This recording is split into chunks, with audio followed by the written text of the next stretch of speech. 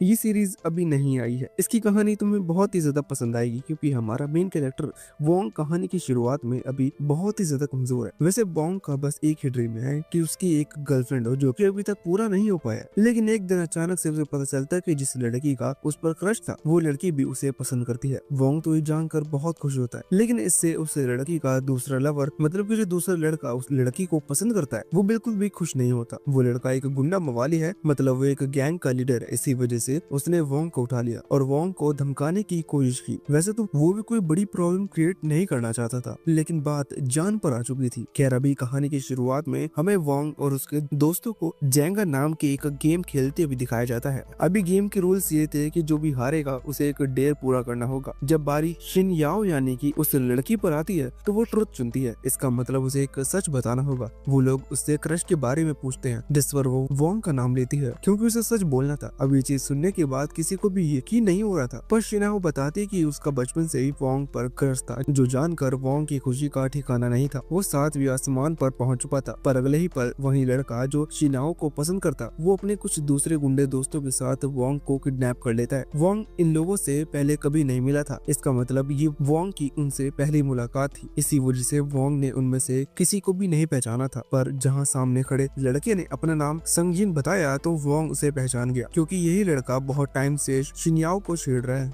मतलब उसे परेशान कर रहा है। वोंग को ये चीज जानने के बाद अभी बहुत गुस्सा आ रहा था और कमजोर होने के कारण वो कुछ भी कर नहीं सकता था। वैसे अभी संजिन ने वोंग को सिर्फ धमकाने के लिए किडनैप किया था, इसी वजह से वो नॉर्मली वोंग को समझा सकता था, पर वो सबसे पहले शिनयाओ को कॉल लगाता है और उसे बताता है कि जिस लड़की को वो पसंद करती है वो कितना ज्यादा कमजोर है। अभी यहाँ संजिन के साथी ने वोंग को कॉलर से पकड़ रखा था। वोंग यहाँ संजिन को समझा रहा था कि इस चीज में शिनयाओ को लाने की जरूरत नहीं है, लेकिन संजिन उसकी बात नहीं सुनता, बल्कि वो वोंग को धमकी देता है कि वो उसकी जान ले लेगा। यहाँ संजिन की बात एक शर्त थी कि अगर वोंग प्रॉमिस करता है कि आगे से वो कभी शिनयाओ से ना ही मिलेगा और ना ही बात करेगा तो ही वो उसे यहाँ से जाने देगा। अगर वोंग प्रॉमिस नहीं करता तो वैंग के लिए ठीक नहीं होगा। अब यहाँ संजिन के एक साथी ने वोंग को जोरदार पंच मारा, सिर्फ उसे थोड़ा डराने के लिए, पर वोंग को इस चीज से गुस्सा आ गया और उसने तुरंत ही अपने सर से उस आदमी पर हमला कर दिया। वोंग ने अभी इतनी तेजी से हिट किया था कि उस आदमी के हाथ से गलती से वोंग की कूलर छूट गई और वोंग वहाँ ब्रिज से सीधा पानी में गिर पड़ा। नीचे एक बहुत बड़ा तालाब था और वोंग को तैरना नहीं आता था, जिस वजह से वोंग नीचे की तरफ डूबता जा रहा था। साथ ही सर से जोरदार हमला करने के कारण अभी वो अपने सेंसेस में भी नहीं था।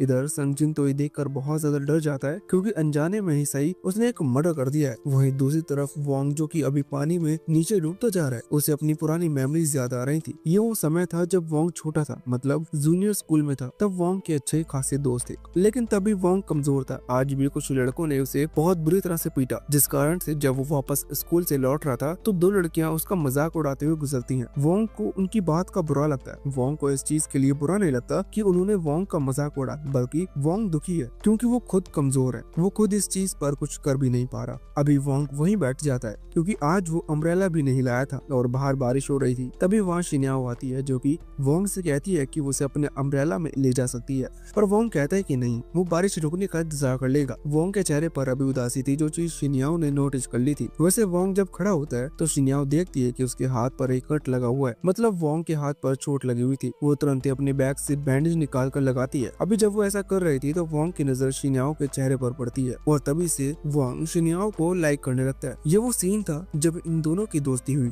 और इसके बाद से दोनों ही एक दूसरे को सीक्रेटली ही सही पर लाइक करने लगे। क्या है, जब सीन वापस करंट टाइम पर आता है जहाँ वोंग तालाब के अंदर डूबता जा रहा था, अचानक ही वोंग को होश आता है और वोंग पानी में पलटता है तो उसे एक रोशनी दिखती है जो कि नीचे की तरफ से आ रही थी। वैसे वह वोंग को ऊपर लाइट नहीं दिखाई दे रही थी, मतलब वो पानी में बहुत ज्यादा नीचे आ चुका था।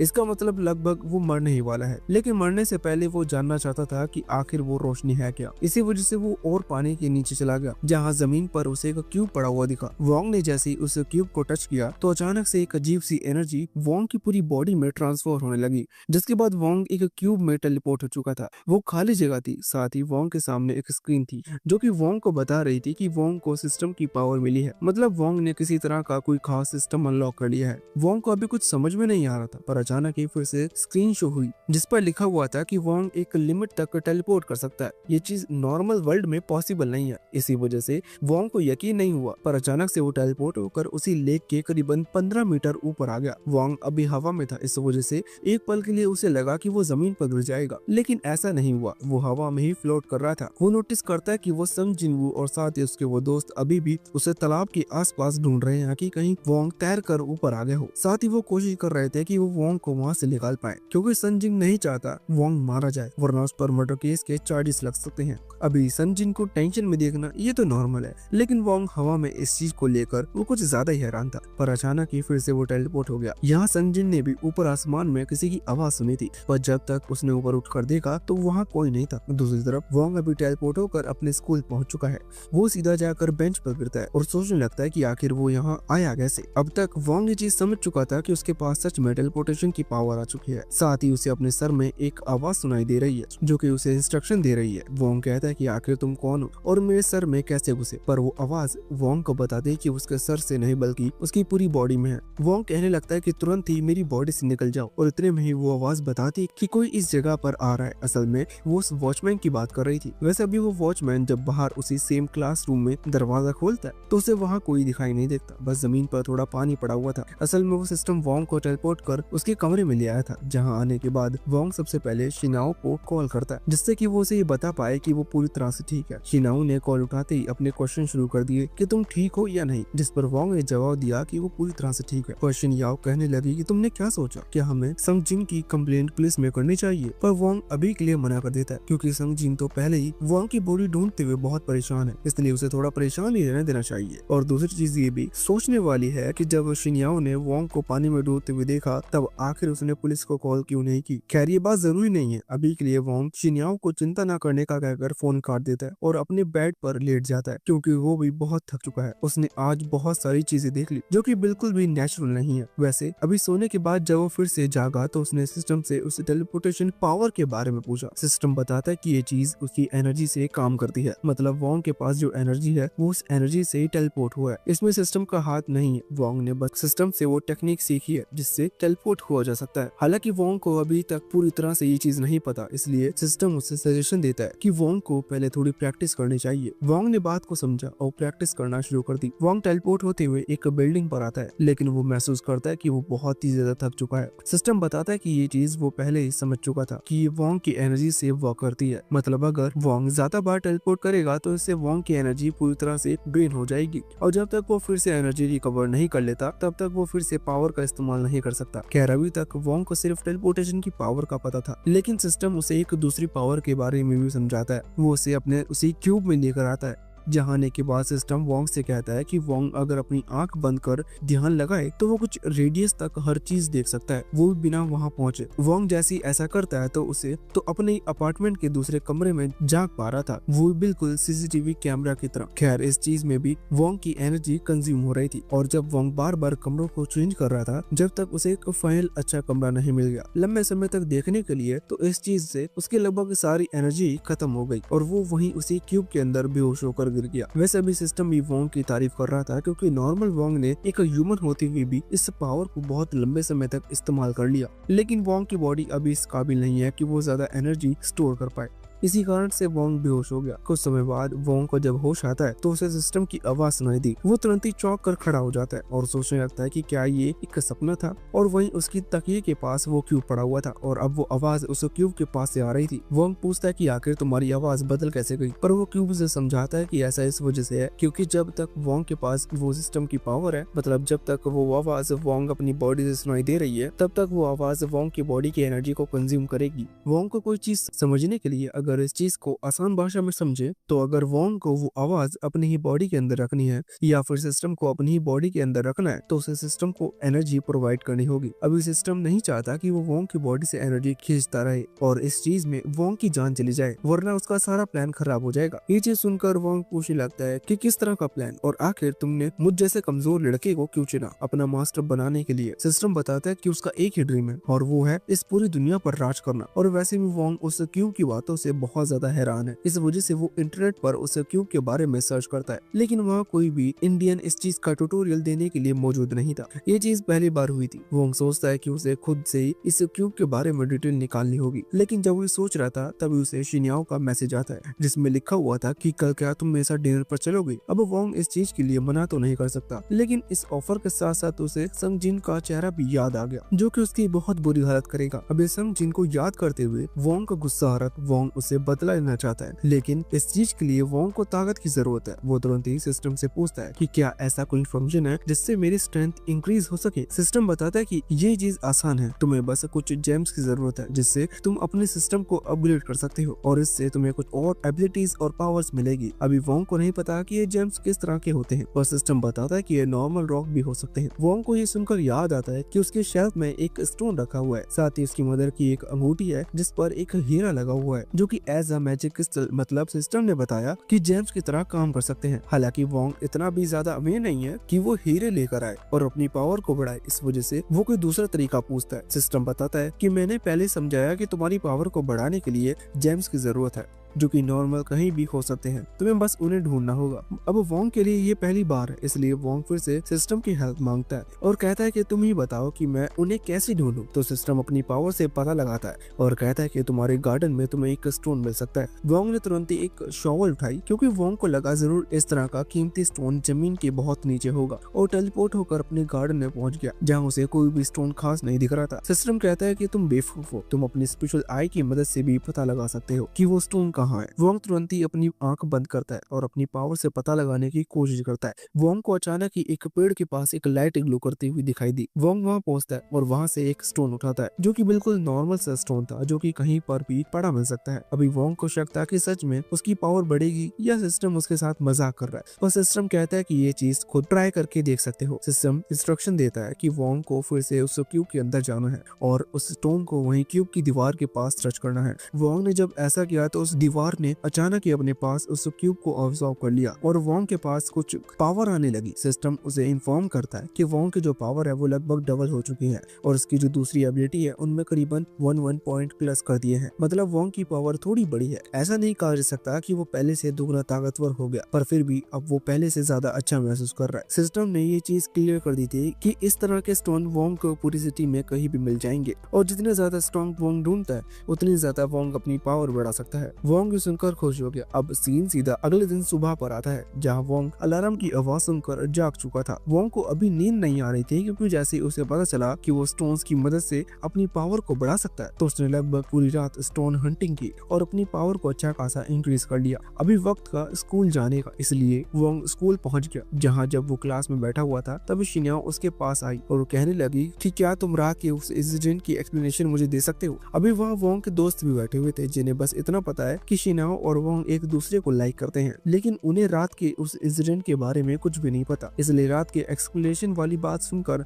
उन्होंने कुछ गलत मतलब निकाल लिया था। अभी शिन्याओ भी ये चीज समझ चुकी थी, बाद में बात करेंगे ये चीज बोलकर वो भी बेंच पर बैठ गई। खैर इतने में संजिन और उसके वो दोस्त लोग वहाँ उनकी क्लास में एंटर करते हैं। आते ही संजिन ने क्लास में एक स्टूडेंट को जमीन पर गिरा दिया था, ये कहते हुए कि मेरे रास्ते में खड़े होने की तुम्हारी हिम्मत कैसे हुई। खैर अभी वो यहाँ वोंग के लिए आए हैं क्योंकि उन्हें पता चल चुका है कि वोंग जिंदा है और इस चीज पर खुश होने की बजाय उन्हें गुस्सा आ रहा था क्योंकि उन्हें रात भर वोंग की बॉडी को ढूंढने में बहुत मेहनत की। वो तो चाहते हैं कि वोंग मारा जाए क्योंकि कम से कम उनकी मेहनत कुछ तो मतलब निकालती, पर अभी वोंग जिंदा है इसलिए संजिन यहाँ आया और वो क्लास में चिल्लाकर पूछता है कि आखिर वोंग कहाँ है, जो सुनकर सभी स्टूडेंट संजिन की तरफ देखने लगे थे। अभी वोंग नहीं चाहता कि वो किसी प्रॉब्लम में फंसे, इस वजह से उसने अपने सामने किताब रख ली थी और संजिन की नजर वोंग पर पड़ी और वो वोंग की तरफ बढ़ने लगा। वोंग तुरंत इस सिस्टम से मन में पूछता है कि क्या मैं संजिन को हरा सकता हूँ, जिस पर सिस्टम बताता है कि वो बहुत ही आसानी से यहाँ जितने भी बच्चे बैठे हुए हैं सबका पावर लेवल अगर पॉइंट में जांचा जाए तो सब 5 पॉइंट के बराबर है, लेकिन तुम ऑलरेडी अपनी पावर को 22 पॉइंट्स तक ले जा चुके हो, इसलिए तुम्हें यहाँ बिल्कुल भी प्रॉब्लम नहीं होगी। अभी वोंग तो ये जानकर बहुत खुश था क्योंकि अब वो फाइनली संजिन को सबक सिखा सकता है, पर जैसे ही संजिन आगे बढ़ा तो वहाँ शिन्याओ खड़ी होकर उसे वहाँ से जाने का कहने लगी। वो नहीं चाहती कि वोंग को चोट लगे, पर संजिन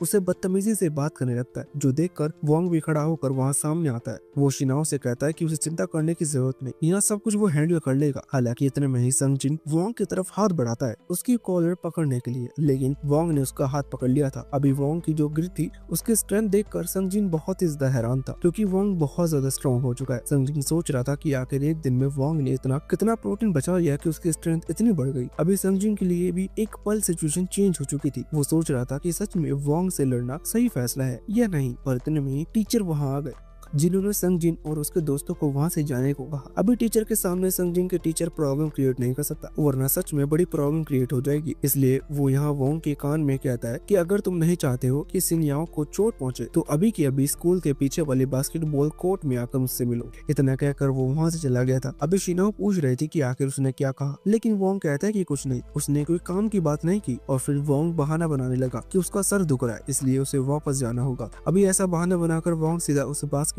कोर्ट में पहुंचता है जहां संग जिन और उसके बाकी दोस्त वोंग का इंतजार कर रहे थे। संग जिन पहले ही हैरान है कि आखिर वोंग की ताकत इतनी कैसे बढ़ गई, लेकिन उसे डर नहीं है क्योंकि वोंग एक बार यहाँ आ गया तो वो खुद अकेला उसे लड़ने नहीं आने वाला, बल्कि वो अपने साथ सभी दोस्तों को लेकर आएगा, क्योंकि वो ऐसे भी वो एक विलेन है इसलिए रूल्स उसके लिए नहीं है। खैर जब वोंग वहाँ पहुंचता है तो वो देखता है कि सामने टोटल 13 लोग हैं। वोंग भी एक बार सिस्टम से कंफर्म करता है कि क्या वो इन सभी को हरा पाएगा, जिस पर सिस्टम कहता है कि शायद हाँ या शायद ना, क्योंकि वोंग के चांसेस अब कम हो चुके हैं। वोंग जब चांसेस के बारे में पूछता है तो सिस्टम बताता है कि सिर्फ 20% चांस है कि वोंग ये जीत पाएगा, जो सुनकर एक पल के लिए वोंग भी सोच रहा था कि अब वो क्या करेगा, क्योंकि अब उसकी अच्छी खासी पिटाई होने वाली है। और जब संग जिन उसके सभी दोस्त वहाँ वोंग के करीब आए तो वोंग बातें बनाने लगा और संग जिन को भड़काने लगा कि वो खुद अकेला आकर वोंग से फाइट करे। नॉर्मल सी बात है, संग जिन को भी अपनी इज्जत प्यारी है, इसलिए दोस्तों के सामने उसे भी दिखाना होगा कि वो स्ट्रॉन्ग है। यही सोचते हुए संग जिन ना चाहते हुए भी आगे बढ़ता है, पर इतने में ही उसी के एक दोस्त कोंग ने उसे रोक दिया और कहा कि इससे मुझे लड़ने दो। अभी संग जिन को प्रॉब्लम नहीं थी क्योंकि असल में कोंग उनके ग्रुप का सबसे स्ट्रॉन्ग पर्सन है, वो संग जिन से ज्यादा ताकतवर है। अभी यही चीज देखकर सभी लोग सोच रहे थे कि वोंग के लिए कोंग से लड़ पाना नामुमकिन है, इसलिए संग जिन को आगे भेजने की जरूरत नहीं। वहाँ दूसरी तरफ वोंग ने भी ये चीज एक्सेप्ट कर ली थी क्योंकि उसे सबके साथ एक साथ लड़ने में प्रॉब्लम है। 1v1 में वो सबको हरा सकता है। सिस्टम ने भी बता दिया था कि कोंग का पावर लेवल करीबन 10 पॉइंट का है, इसका मतलब वो वोंग से कमजोर है, इसलिए वोंग उसे हरा सकता है। अभी फाइट यहाँ शुरू होती है और सीन चेंज होकर वहाँ शिन्याओ पर आ जाता है, जो कि अभी थोड़ी चिंता कर रही थी क्योंकि वो जानती है कि जरूर कुछ गड़बड़ है। वैसे सीन वापस यहाँ वोंग पर आया जो कि अभी कोंग के अटैक्स को डोज कर रहा था। कोंग की हालत खराब थी क्योंकि पहले उसने बास्केटबॉल से अटैक किया था जो कि बहुत ही क्विक अटैक था, लेकिन सिस्टम के पहले इन्फॉर्म कर देने के कारण वोंग ने इजिली उस अटैक को डोज कर लिया था। साथ ही अभी कोंग के जो हमले थे वैसे तो वो बहुत तेज है, लेकिन रात को वोंग ने जब अपनी स्ट्रेंथ में पॉइंट्स ऐड किए तब कुछ रॉक्स की मदद से स्पीड भी इंक्रीज हुई थी, जिस वजह से कोंग के हमले से बचना उसके लिए कोई बड़ी बात नहीं थी। वोंग उन अटैक को बहुत ही इजीली डोज कर रहा था जिससे कोंग अब थक चुका है, इसलिए वोंग ने तुरंत ही कोंग का एक पैर हवा में रोका और साथ ही उसके चेहरे की तरफ एक पंच किया जो कि इलेक्ट्रिक पंच था, जिससे कोंग बेहोश हो चुका था। बाद में वोंग ने उसे पकड़कर सीधा दीवार की तरफ फेंक दिया। अभी वोंग उस ग्रुप के सबसे स्ट्रॉन्ग पर्सन को हरा दिया था, जिस वजह से वहाँ संग जिन के वो सभी दोस्त बहुत ही ज्यादा शॉक खड़े हुए थे। संग जिन हंसते हुए कहने लगता है कि चिंता करने की क्या बात है, अभी भी गिनती में ज्यादा हम है, इसीलिए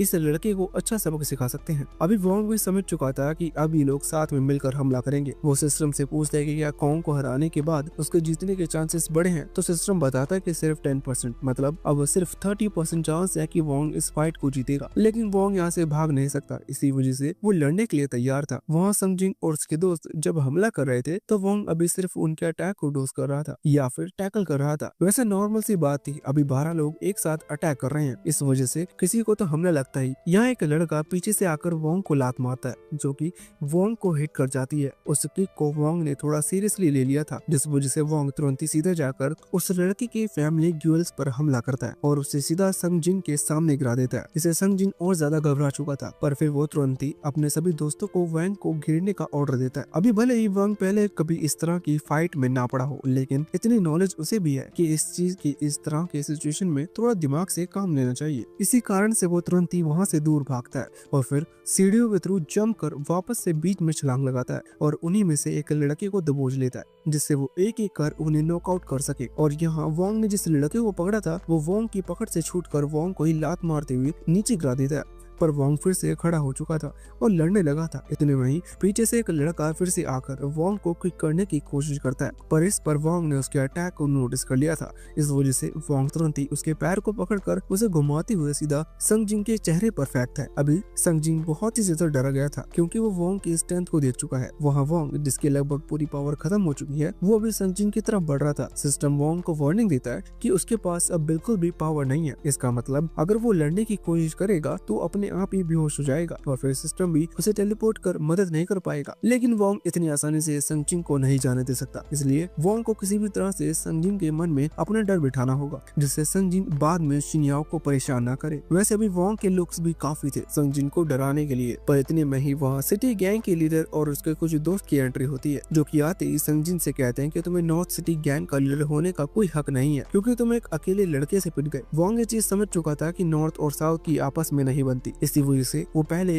इस जगह से निकलने का डिसाइड करता है और साउथ सिटी गैंग लीडर को समझाता है कि वो इन सब में नहीं पड़ना चाहता, इसलिए वो यहाँ से जा रहा है। लेकिन वो लीडर जिसका नाम होंग है, उसे ये तो नहीं पता कि आखिर वोंग और संग जिन लड़ क्यों रहे थे। पर अब जब उसकी मुलाकात वोंग से हो गई है तो वोंग को भी निपटाना होगा जिससे वो अपनी पावर उन्हें दिखा सके। इतना बताते हुए उसने अपने सभी दोस्तों को वोंग पर हमला करने का ऑर्डर दे दिया था। वोंग जिसे सिस्टम ने पहले ही बता दिया था कि उसके पास स्ट्रेंथ नहीं है, वो वहाँ से भागने की कोशिश करता है। अभी बचने का सिर्फ एक तरीका था और वो थी टेलीपोर्टेशन टेक्निक, लेकिन उसके लिए भी अभी पावर की जरूरत थी। वोंग सिस्टम से पूछता है तो सिस्टम कहता है कि तुम्हें कुछ और देर भागना होगा और वोंग ने भी इस तरह से भागते हुए कुछ टाइम में अपनी एनर्जी को रिकवर कर लिया था और फिर टेलीपोर्ट होते हुए सीधा मेन स्विच के पास पहुंचा, जहां से उसने पहले उस कोर्ट की लाइट को ऑफ किया और फिर बाद में टेलीपोर्टेशन स्पेल का इस्तेमाल कर सीधा उन लोगों के बीच आ गया। यह अंधेरा था लेकिन वोंग सभी को देख पा रहा था, बस उसे अपनी आंखें बंद करने की जरूरत थी, इसलिए वो तुरंत ही सभी पर हमला करना शुरू कर देता है। और बाद में जब वो फिर से टेलीपोर्ट होकर लाइट ऑन कर लौटता है तो यहाँ पर उसके सभी दोस्त हार चुके थे। सिर्फ संग जिन खड़ा हुआ था जो कि हैरानी से वोंग की तरफ देख रहा था। वो समझ गया था कि उसने किसी गलत आदमी से पंगा ले लिया है। हालांकि इतने में ही उन्हें एक आवाज सुनाई देती है जो कि असल में कुछ पुलिस ऑफिसर्स की थी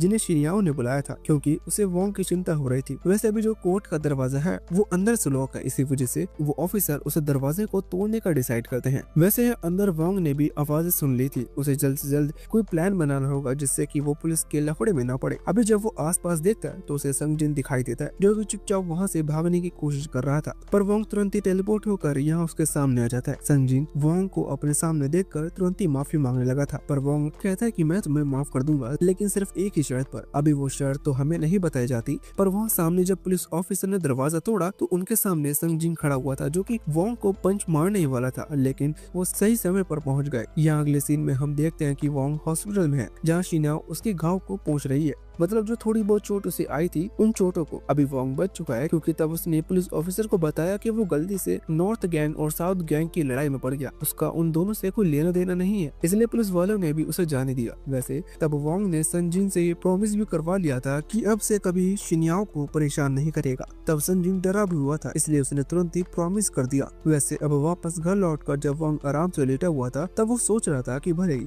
आज उसने संग जिन को सबक सिखाया, साथ ही कुछ दूसरे लोगों की पिटाई की, लेकिन उसकी पावर एक लिमिट है, मतलब अगर वो एक हद तक फाइट करता है तो वो बेहोश भी हो सकता है, इसलिए उसे अपनी पावर को और ज्यादा बढ़ाने की जरूरत है। उसके लिए उसे जरूरत पड़ेगी और जेम की जो कि उसकी पावर को इंक्रीज करेंगे। अभी जेम्स लेने के लिए वो तुरंत ही एक ज्वेलरी शॉप पर पहुंचा, लेकिन वहां पहुंचते ही उसे याद आ गया कि इस चीज के लिए बहुत ज्यादा पैसों की जरूरत पड़ेगी जो कि उसके पास नहीं है। इसका मतलब उसे एक शुगर माउंट की जरूरत है, पर वो चीज भी थोड़ी सी खतरनाक होगी, इसलिए उसे कुछ और सोचना होगा। अभी एक तरीका ही बचा हुआ था कि उसे वो जेम्स यानी कि वो स्टोन्स खुद ढूंढने होंगे। वो तुरंत अपनी स्पिरिचुअल आई की मदद से कुछ स्टोन्स का पता लगाता है, लेकिन एक स्टोन था एक बड़े से पत्थर के नीचे, दूसरा स्टोन था पानी में सबसे नीचे और तीसरा स्टोन था जमीन में 15 मीटर नीचे। इसका मतलब किसी भी स्टोन को पाना इतना आसान नहीं है, इसी वजह से वो थोड़ा सा गड्ढा कर वहीं जमीन पर लेट जाता है। वो अभी कह रहा था कि अगर इन स्टोन्स को ढूंढना इतना ही ज्यादा मुश्किल है तो इसमें तो बहुत ही मेहनत लगेगी। हालांकि तेरे सिस्टम को एक अजीब सी मैजिकल पावर महसूस होती है जो कि किसी अलग मैजिक स्टोन की थी। उसे पावर किसी गुफा के अंदर से महसूस हुई थी। वो कहता है कि फिर तो हमें टेलीपोर्ट होकर सीधा वहां चलना चाहिए,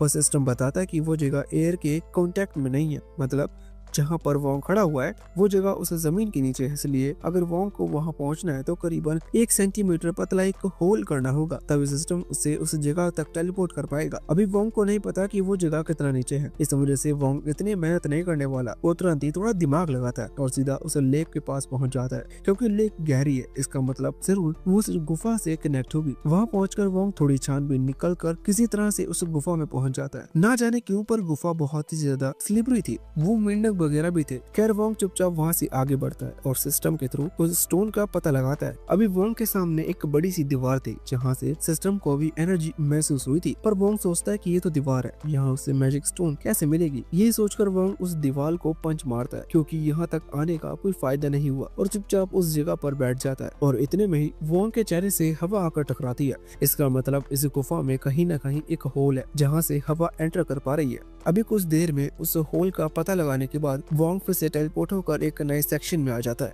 मतलब इस गुफा की एक दूसरी जगह पर जहाँ जाने का कोई दूसरा रास्ता नहीं था। इधर आकर अभी वोंग जब आगे बढ़ ही रहा था कि तभी गलती से उसका पैर एक खाई पर पड़ने वाला था, मतलब वो नीचे गिरने वाला था, पर सही समय पर उसने खुद को बचा लिया। खैर इस चीज से उसकी टॉर्च गलती से जमीन से नीचे वहाँ गिर गई, जिसे वो स्टोन ढूंढने के लिए अपने साथ लेकर आया था। वैसे इस दौरान हम नोटिस करते कि वोंग इस गुफा में अकेला नहीं है। खैर अभी के लिए वोंग आसपास स्टोन ढूंढ रहा था, उसे कुछ दूरी पर स्टोन दिखाई दिया, लेकिन नीचे खाई है और वो जगह सामने दूसरी तरफ है। वोंग टेलीपोर्ट हो सकता है, पर इतने में ही वो दूसरा पर्सन यानी कि वो स्नेक जो कि वोंग को इस गुफा में कंपनी देने के लिए आया है, वो वहाँ आकर वोंग को खाने की कोशिश करता है। वोंग का ध्यान उस स्नेक पर नहीं था, वोंग तो बस अपने सामने उन स्टोन्स को देख रहा था। इस वजह से उन स्टोन्स को लेने के लिए वोंग तुरंत ही टेलीपोर्ट हो गया, जिस चीज से वोंग की जान बच ली। वैसे भी वोंग का भी कोई आइडिया नहीं है कि इस गुफा में कोई और भी है, वो तो सिर्फ उन स्टोन्स को देख रहा था। सिस्टम चेक करता है कि उस गुफा में टोटल 12 स्टोन्स है, लेकिन उन स्टोन्स को लेना थोड़ा सा मुश्किल होगा, क्योंकि वो नुकीली चट्टान से लटके हुए हैं और वोंग को जाकर उन्हें तोड़ना है,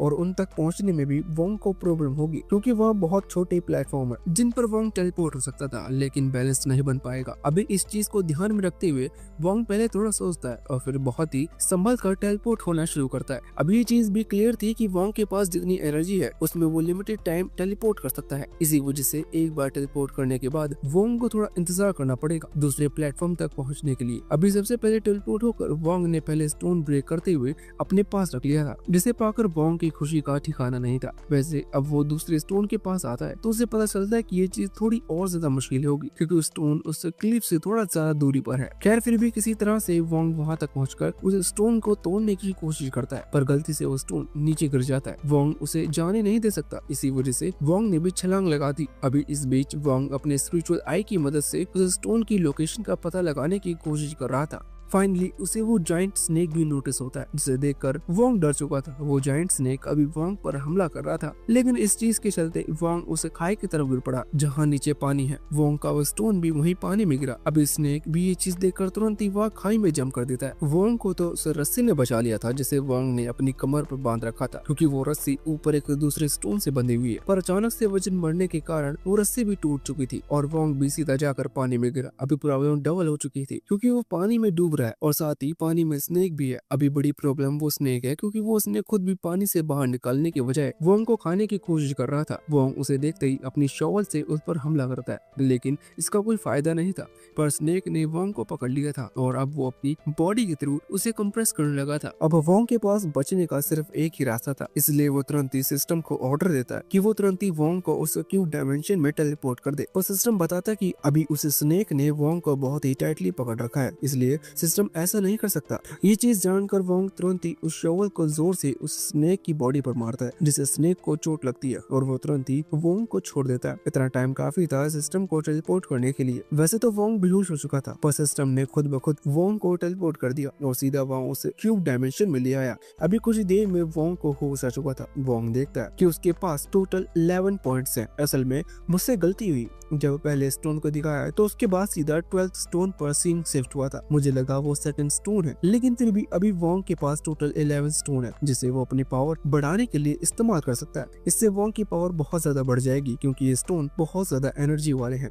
खैर तभी सिस्टम वोंग को बताता है कि वोंग इन स्टोन्स को एडवांस स्टोन्स में भी ट्रांसफॉर्म कर सकता है, जिससे वोंग को और ज्यादा पावर मिलेगी। ये चीज और ज्यादा फायदेमंद भी है क्योंकि स्टोन्स को बढ़ाना बहुत मुश्किल है। अगर एक स्टोन को एडवांस स्टोन में ट्रांसफॉर्म कर उसकी एनर्जी को ऑब्जर्व किया जाए तो वोंग को ज्यादा फायदा होगा। इसलिए वोंग ऐसा कैसे करते हैं ये चीज पूछने लगता है। सिस्टम बताता है कि इस चीज में 4 दिन का समय लगता है, लेकिन वोंग के पास इतना समय नहीं है। वोंग को जल्द से जल्द अपनी पावर को बढ़ाना है जिससे बाहर निकलकर वो उस स्नेक को हरा सके। वोंग फैसला करता है कि वो अपने 9 स्टोन को एडवांस स्टोन में ट्रांसफॉर्म करेगा, जबकि 2 स्टोन्स को अभी ऑब्जर्व करेगा जिससे कि वो उस स्नेक से लड़ सके। सिस्टम ने भी इस चीज की मंजूरी दे दी थी, इसलिए वो 9 स्टोन्स को अलग रखकर 2 स्टोन्स की एनर्जी को एब्जॉर्ब करता है और तुरंत ही बाहर आकर स्नेक को लड़ने के लिए चैलेंज कर देता है। ये लड़ाई ज्यादा देर तक नहीं चलती क्योंकि वोंग की पावर बहुत ज्यादा बढ़ चुकी थी। वोंग ने भी एक्सपेक्ट नहीं किया था कि सच में वो इतनी जल्दी उस स्नेक को हरा देगा, पर अच्छा है ये लड़ाई जल्दी खत्म हो गई। वैसे अभी वोंग जब पानी की तरफ बढ़ रहा था उस स्नेक की बॉडी देखने के लिए, तो वो नोटिस करता है कि स्नेक की बॉडी पूरी तरह से गायब हो चुकी है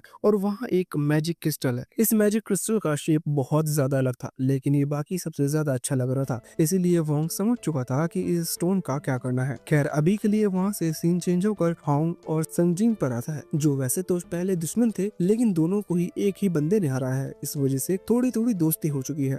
अभी वो दोनों एक ही बार में बैठे हुए थे जहां होंग सोच रहा था कि आखिर वोंग से बदला कैसे ले। संगजिन कहने लगता है कि इस चीज का कोई फायदा नहीं, क्योंकि अगर हम दोनों ही हमारी गैंग को मिला लेते हैं फिर भी वोंग का कुछ नहीं बिगड़ पाएगा, वो हमें बहुत बुरी तरह से पीटेगा। पर होंग कहने लगता है कि मैं इतना बेवकूफ नहीं हूँ कि सेम मिस्टेक फिर से दोहराऊं, मेरे पास एक दूसरा आइडिया है। वो बताता है कि लाओ वापस सिटी में आ चुका है, जो सुनकर संगजिन बहुत ही ज्यादा हैरान हो चुका था। उसके चेहरे से ही पता लग रहा था कि ये लोग जो भी हैं वो बहुत ही पावरफुल पर्सन है। खैर संगजिन कहने लगता है कि अभी तुम लोग जैसे आदमी से वोंग की फाइट कैसे करवा सकते हो? तुम्हें क्या लगता है कि लुओ तुम्हारी बातों में आसानी से आ जाएगा? जिस पर होंग समझदारी भरी बात करते हुए कहता है कि बिल्कुल नहीं, मैं समझदार हूँ, इसलिए लुओ से डायरेक्टली हेल्प मांगना ये एक बेवकूफी होगी, मैं उसे मैनिपुलेट करूंगा। ये लाइन कहते ही होंग ने अपनी समझदारी का प्रूफ दे दिया था। खैर सच में उसके पास एक प्लान था। वो कहता है कि तुम्हें पता है कि लुओ ने ये सिटी क्यों छोड़ी थी? वो बताता कि लुओ की फाइट शिकू नाम के दूसरे आदमी से हुई थी, जिससे हार जाने की वजह से लुओ ये सिटी छोड़कर चला गया। इसका मतलब ये लुओ जो भी है और वो शिकू जो भी है, दोनों की आपस में नहीं बनती और वो दोनों दुश्मन है। अब होंग को यही पता चलता है कि वो जो शिकू है शिनाओ के साथ कहीं ना कहीं कनेक्टेड है। अभी उसने जैसे ही इतना कहा तो हमें पहले का एक सीन दिखाया गया जिसमें शिनाओ छोटी थी, मतलब तब वो जूनियर क्लास में थी। अभी वो एक लाइब्रेरी में बैठी हुई थी, वहाँ से अचानक ही कॉल आता है जो कि ना जाने किसका था, पर वो पर्सन शिनाओ को बताता कि कोई उससे मिलने आ रहा है, उसे बचकर रहना होगा। अभी शिनाओ तो ये सुनकर घबरा गई थी क्योंकि फोन अननोन नंबर से आया था, पर इतने में ही वहाँ कुछ और दूसरे गार्ड आ गए जो कि एजेंट्स की तरह लग रहे थे। यहाँ टोटल 4 एजेंट्स थे जो कि अभी शिनाओ की तरफ देख रहे थे। शिनाओ उन्हें देखकर घबरा गई थी क्योंकि उन एजेंट्स के लुक और शिनाओ को देखने का तरीका बिल्कुल भी फ्रेंडली नहीं था। ये चीज नोटिस करने के बाद शिनाओ तुरंत ही वहाँ से भागने की कोशिश करती है और एक दूसरे कमरे में आ जाती है। वो एजेंट्स अभी शिनाओ को पकड़ना चाहते थे, इसलिए वो हमला कर वहाँ उस गेट को तोड़ने लगते हैं। पर इतने में यहाँ शिनाओ के पीछे एक अजीब सी एनर्जी फ्लोट करना शुरू करती है और एक हाथ निकल कर आता है। इस पॉइंट तक शिनाओ बेहोश हो चुकी थी। वैसे वो हाथ शिनाओ को अपनी तरफ खींचता है और बाद में वो एनर्जी वहाँ से गायब हो जाती है। असल में वो एनर्जी और वो हाथ शिकू का था जो कि शिनाओ को वहाँ बचाकर उन एजेंट से बचकर वहाँ से भागना शुरू कर देता है। लेकिन अभी वो एजेंट उनका पीछा कर रहे थे। वैसे शिनाओ को जो कॉल आया था वो भी शिकू की तरफ से था, जिससे उन एजेंट्स का इन्फॉर्मेशन पहले ही मिल चुकी थी। अभी यहाँ शिनाओ को बचाने के लिए जब शिकू भाग रहा था तो वो नोटिस करता है कि पूरे 4 एजेंट्स उसका पीछा कर रहे हैं, जो कि उसका पीछा बिल्कुल भी नहीं छोड़ने वाले। इसी वजह से शिनाओ को एक सेफ जगह पर एक बैरियर के थ्रू छोड़कर वो उन एजेंट्स से फाइट करने पहुंच जाता है, जहां पहले एजेंट्स को उसने बहुत ही बुरी तरह से पंच मारकर अपनी जगह पर रोक दिया था। इतने में ही एक दूसरा एजेंट आकर शिकू को पकड़ने की कोशिश करता है, लेकिन शिकू उसे और साथ ही एजेंट्स पर भी एक टाइम पर हमला कर उन्हें दूर हटा देता है। इतने में ही वो एजेंट्स गन निकाल लेते हैं, लेकिन शिकू उन गन से भी बच जाता है। हालांकि इन एजेंट्स ने मिलकर शिकू को सीधा एक बिल्डिंग से जाकर दे मारा था। इससे वो बिल्डिंग डिस्ट्रॉय हो चुकी थी। अभी अगर उसमें कोई ह्यूमंस होगा तो पक्का मारा जा चुका होगा, लेकिन फिर भी इस चीज की ऑफिशियल रिपोर्ट हमें नहीं मिली, इसलिए अभी कुछ कहा नहीं जा सकता। अभी के लिए शिकू जिंदा है और उसके सामने अब बस एक एजेंट खड़ा हुआ है, क्योंकि 3 एजेंट्स को वो पहले ही नॉकआउट कर चुका है। अभी अपने बाकी 3 साथियों को जमीन पर पड़ा हुआ देखकर उस एजेंट को बहुत गुस्सा आ रहा था। इस वजह से वो शुरुआत में ही अपनी पूरी पावर यूज करता है। उसने एक दूसरी बिल्डिंग हवा में उठा ली थी और सीधा शिकू की तरफ फेंक दी थी, लेकिन शीको रास्ते में उस बिल्डिंग के कई सारे ब्लॉक्स क्रिएट कर वापस उस एजेंट पर हमला करता है और एक क्यूब बनाते हुए उस क्यूब को डिस्ट्रॉय कर देता है जिसमें वो एजेंट कैद था। अचानक ही वो एजेंट और शीको एक दूसरे डायमेंशन में टेलीपोर्ट हो चुके थे, जहाँ अभी वो दोनों ही आमने सामने थे। एजेंट को ज्यादा तो कुछ समझ में नहीं आ रहा था, लेकिन उसका टारगेट शीको है, इसलिए उसने अभी गन निकालते हुए शीको की तरफ पॉइंट कर दी थी। वो कह रहा था कि अब तुम मुझसे नहीं बचने वाले। हालांकि शीको मन में सोच रहा था कि सिचुएशन सच में बहुत ज्यादा बिगड़ चुकी है, इसलिए उसे जल्दी यहाँ से निकलना होगा और ये एजेंट पहले ही बहुत देर कर रहा है। इतने में ही वहाँ उस एजेंट ने फायर करने की कोशिश की, लेकिन उस डोमेन के अंदर काम कर उसकी गन काम ही नहीं की, क्योंकि डोमेन शीको का बनाया हुआ है। अचानक शीको ने तुरंत ही उसकी गन को डिस्ट्रॉय कर दिया और फिर बाद में वो एजेंट अपने आप ही जमीन में जहाँ पानी ही पानी था वहाँ डूब गया। ये चीज होने के बाद शीको अभी अपनी गाड़ी की तरफ देख रहा था और कह रहा था कि काश अगला वाला लोग थोड़ा डिफरेंट हो। ये चीज मुझे भी ज्यादा समझ में नहीं आई, लेकिन इसके बारे में डिटेल में शायद हमें आगे पता चलेगा। अभी के लिए अगले सीन में हमें दिखाया जाता है शिन्याओ वापस से उसी लाइब्रेरी में पहुंच चुकी थी जहां उसकी थोड़ी आंख लगी हुई थी और साथ ही बाकी सारी चीजें भी फिर से नॉर्मल हो चुकी थी।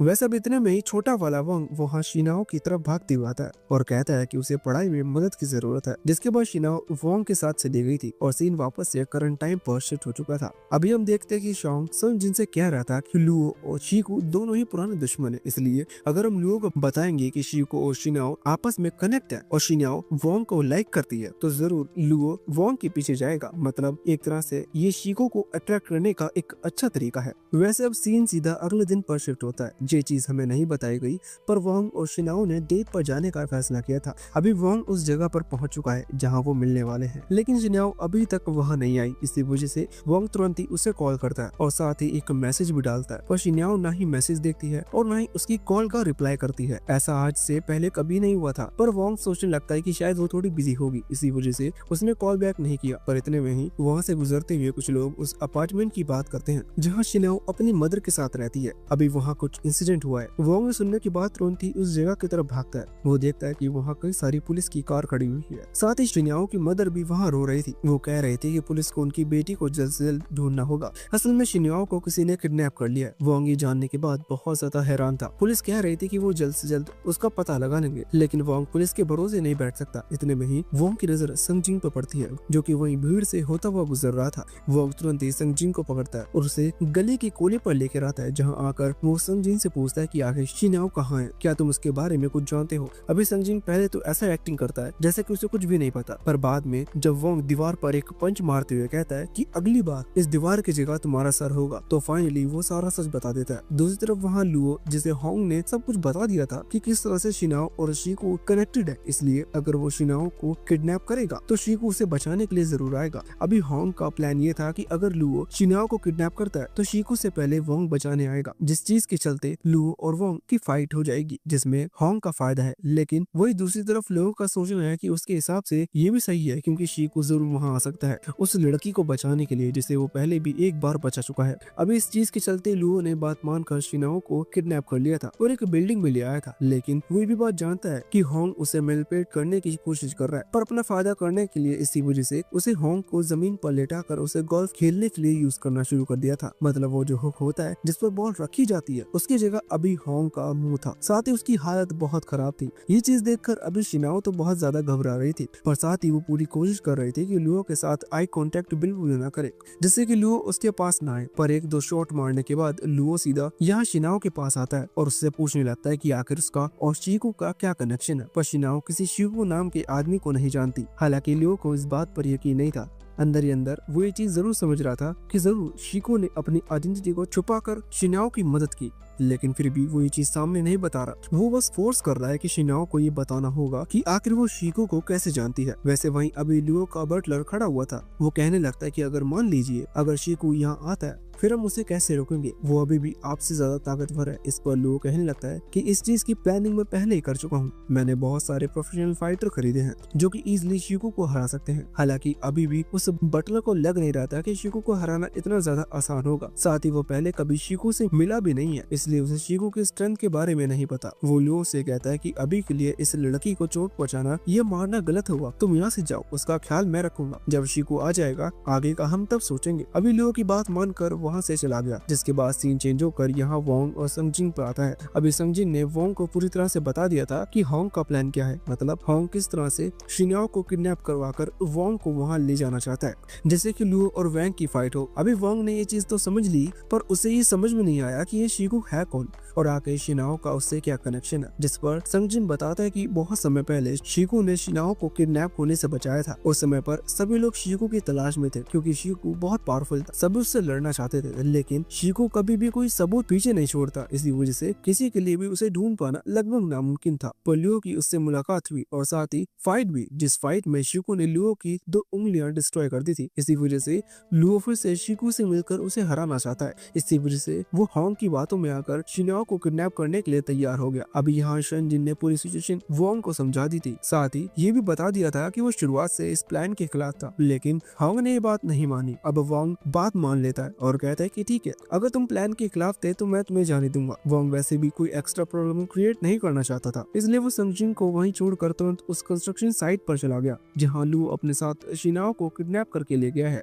अब इस जगह पर एंटर करने से पहले ही सिस्टम ने पूरी तरह से इंफॉर्मेशन निकाल ली और वोंग को बता दिया कि टोटल 7 मार्शल आर्टिस्ट यहाँ शुरुआत में वोंग से मुकाबला करने के लिए खड़े हुए हैं, जिनसे डायरेक्टली लड़ना थोड़ी प्रॉब्लम की बात होगी और साथ ही इसमें समय बहुत लगेगा। वोंग कहता है कि उन एडवांस स्टोन का क्या हुआ, क्या मैं उन्हें यूज कर सकता हूँ? तो इस चीज पर सिस्टम बताता है कि नहीं, अभी भी 4 दिन कंप्लीट होने में करीबन 30 मिनट बचे हुए हैं, 30 मिनट बाद तुम उनका इस्तेमाल कर पाओगे। वोंग 30 मिनट इजिली रुक सकता है, लेकिन उसे नहीं पता कि शिनाओ ठीक है या नहीं, इसी वजह से वो समय बर्बाद नहीं कर सकता, इसलिए वो अभी आगे बढ़ने का फैसला करता है। यहाँ से आगे बढ़ता हुआ देख ऑलरेडी लुओ देख चुका है, इसी कारण से वो तुरंत ही अपने मार्शल आर्टिस्ट से कांटेक्ट करता है और कहता है कि एक बकरा ऑलरेडी आ चुका है। अभी वैसे तो लुओ का वैंग से फाइट होने का कोई पर्सनल रीजन नहीं है, लेकिन जब तक शिकू वहाँ नहीं पहुँचता तब तक वोंग को पीट कर ही वो एंजॉय करना चाहता था। इसी वजह से वो एक टाइम पर सिर्फ एक ही मार्शल आर्टिस्ट को आगे बढ़कर वोंग से लड़ने का ऑर्डर देता है। यह वोंग, जो कि उस कंस्ट्रक्शन साइट के मेन गेट पर पहुंच चुका था, वो वहां ताला तोड़ने की कोशिश कर रहा था, पर इतने में ही उन 7 मार्शल आर्टिस्ट में से एक, जिसका नाम पैब्लो है, वो वोंग का रास्ता रोक लेता है और वहां आकर सबसे पहले वोंग को बताता है कि वोंग को वो ताला नहीं तोड़ना चाहिए, क्योंकि उस ताले का एक सीक्रेट स्पिरिचुअल बैरियर लगा हुआ है, जिस पर अगर वोंग हिट करेगा तो उतने ही सेम एनर्जी से वो बैरियर वोंग को हिट करेगा, जिससे वोंग की जान भी जा सकती है। वोंग ये सुनकर हैरान था, पर अगर ऐसा है तो उसका मतलब उसे चाबी की जरूरत है, इसलिए वो पपेलो से कहने लगता है कि फिर तुम तो वो चाबी मुझे दे सकते हो।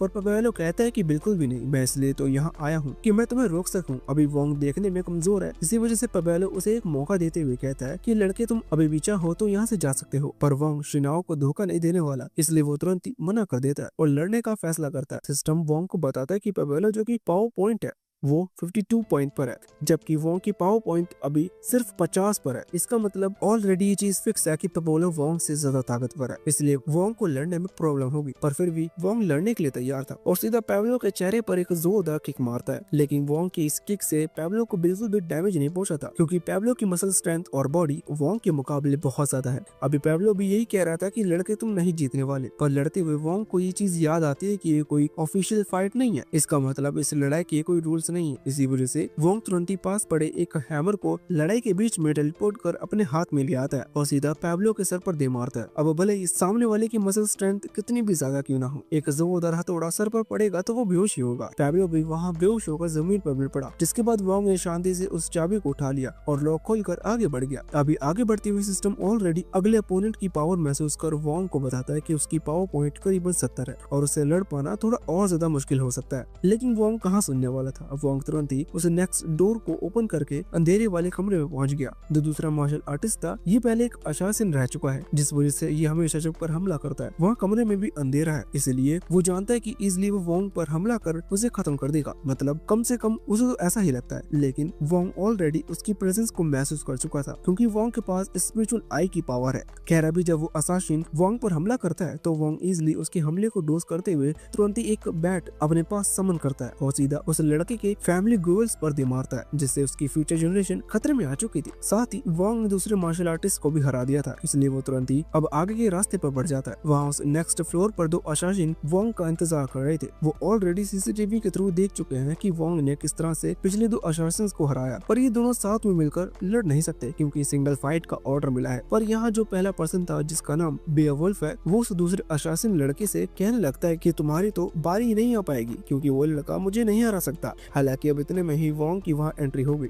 वोंग जैसे ही वहाँ आया, बेवुल्फ उसकी तारीफ करते हुए कहने लगता है कि सच में मानना पड़ेगा, मुझे यकीन नहीं होता कि तुम जैसे कमजोर लड़का 2 फ्लोर ऑलरेडी पार कर चुका है। हालांकि बेवुल्फ जब अपनी पूरी बात कर रहा था, तभी वोंग ने वही बैट जिससे उसने सेकंड अशासन को हराया, उसकी मदद से वो बेवुल्फ पर हमला कर देता है। लेकिन बेवुल्फ को उस हमले से बिल्कुल भी फर्क नहीं पड़ता। इससे वोंग समझ चुका था कि ये लड़ाई इतनी आसान नहीं होगी। पर इतने में सिस्टम इन्फॉर्म करता है कि उसके जो एडवांस स्टोन्स हैं जो जल्दी तैयार हो जाएंगे, बस कुछ ही मिनट्स की देरी है। इसलिए वोंग को बस किसी तरह से कुछ मिनट सर्वाइव करना है। ये चीज सुनकर वोंग खुश था, लेकिन अगले ही पल उसकी खुशी गम में बदल गई क्योंकि बेवुल्फ के सामने कुछ मिनट सर्वाइव करना कोई छोटी मोटी बात नहीं है। उसकी स्ट्रेंथ सच में बहुत ज्यादा है। अभी बेवुल्फ वोंग का पैर पकड़ते हुए उसे जमीन पर दे मारता है, साथ ही वोंग का एक हाथ तोड़कर उसे दूर फेंक देता है। वोंग लगभग हार चुका था, लेकिन लकीली वो कुछ मिनट पूरे हो चुके थे, जिस वजह से सिस्टम ने खुद ब खुद उन स्टोन्स की पावर को अब्सॉर्ब कर वोंग की स्ट्रेंथ को इंक्रीज कर दिया। अभी वोंग की चोटी भी पूरी तरह से हील हो चुकी थी, साथ ही वो फिर से वेयरवुल्फ के सामने खड़ा हो चुका था। यहाँ वेयरवुल्फ जब फिर से वोंग पर हमला करने के लिए आगे बढ़ता है तो वोंग फुल स्पीड के साथ उसे एक पंच मारता है। इस पंच के चलते वेयरवुल्फ को बहुत ही ज्यादा स्पीड के साथ वहाँ से दूर फेंकाया था। वो खुद से अभी अपनी स्ट्रेंथ पर क्वेश्चन करने लगा था कि आखिर उसकी इतने साल की मेहनत का क्या फायदा जब इतने मामूली लड़के से उसे इतनी इजीली सरपास कर गया। खैर वही मामूली सा लड़का अचानक से आगे आकर उसके चेहरे पर एक बहुत ही तेज पंच मारकर फिर से उसे दूर फेंक देता है, जिससे बेवुल्फ लगभग हार चुका था। वहीं दूसरी तरफ लुओ जो कि अभी इस मैच को देख रहा था, वो बहुत ही ज्यादा हैरान था। उसे गुस्सा भी उतना ही ज्यादा आ रहा था क्योंकि उन्हीं मार्शल आर्टिस्ट पर उसने बहुत ज्यादा पैसा खर्च किया है। वो सोच रहा था कि उसने इतने ज्यादा पैसे लगाए फिर भी इन मार्शल आर्टिस्ट को एक ऐसा लड़का हरा रहा है जिसके बारे में उसने आज तक कभी सुना तक नहीं था। हालांकि तभी उसका बटलर कहने लगता है कि आपको चिंता करने की जरूरत नहीं क्योंकि नेक्स्ट फ्लोर को वो पार नहीं कर पाएगा। वहाँ 2 लोग उसका इंतजार कर रहे हैं जो कि सच में पावरफुल है। उन्हें सच में प्रोफेशनल कहा जाता है। अक्सर क्यू नाम की उस लड़की को जो कि अपनी स्ट्रेंथ को सब कंप्रेस करने के लिए एक खास तालिस्मान लगा कर आई है। खैर अभी सीन यहाँ से स्टोन और क्यू पर आता है जो कि नेक्स्ट फ्लोर पर थे। वो अभी वोंग का इंतजार कर रहे थे। वहीं दूसरी तरफ वोंग जो कि अभी सीढ़ियाँ चढ़ रहा है, वहाँ सिस्टम उसे बता रहा था कि तुम्हें थोड़ा शांत होना होगा, तुम बहुत ज्यादा चिंता कर रहे हो। अभी वोंग को चिंता इस बात की थी कि नेक्स्ट फ्लोर से आखिर इतनी पावरफुल एनर्जी महसूस क्यों हो रही है। खैर कारण जो भी हो, अब जब वोंग वहाँ उस फ्लोर पर पहुंचता है तो उसके सामने स्टोन और क्यू को देखा। क्यू वैसे तो एक लड़की है और उसकी हाइट भी ज्यादा बड़ी नहीं है, मतलब वो नहीं लगती कि ज्यादा एज की होगी, पर फिर भी सब कह रहे थे कि वो स्ट्रॉन्ग है, तो हम भी मान लेते हैं कि जरूर वो स्ट्रॉन्ग होगी। अभी के लिए वोंग को देखकर उसने तुरंत ही एक मशीन वोंग की बॉडी से टच कर दी। अभी वो वोंग का पावर लेवल चेक करने की कोशिश कर रही थी। इस चीज से स्टोन और क्यू को पता चलता है कि वोंग कोई कल्टीवेटर नहीं है, मतलब वो एनर्जी एब्जॉर्ब नहीं करता। लेकिन पिछली फाइट को मद्देनजर रखते हुए वो ये चीज समझ चुके हैं कि वोंग एक स्ट्रेंथ कल्टीवेटर है, मतलब वो अपनी स्ट्रेंथ को फिजिकल स्ट्रेंथ से इंक्रीज कर सकता है। खैर ये चीज वो जानते हैं कि वोंग अच्छा पावरफुल है,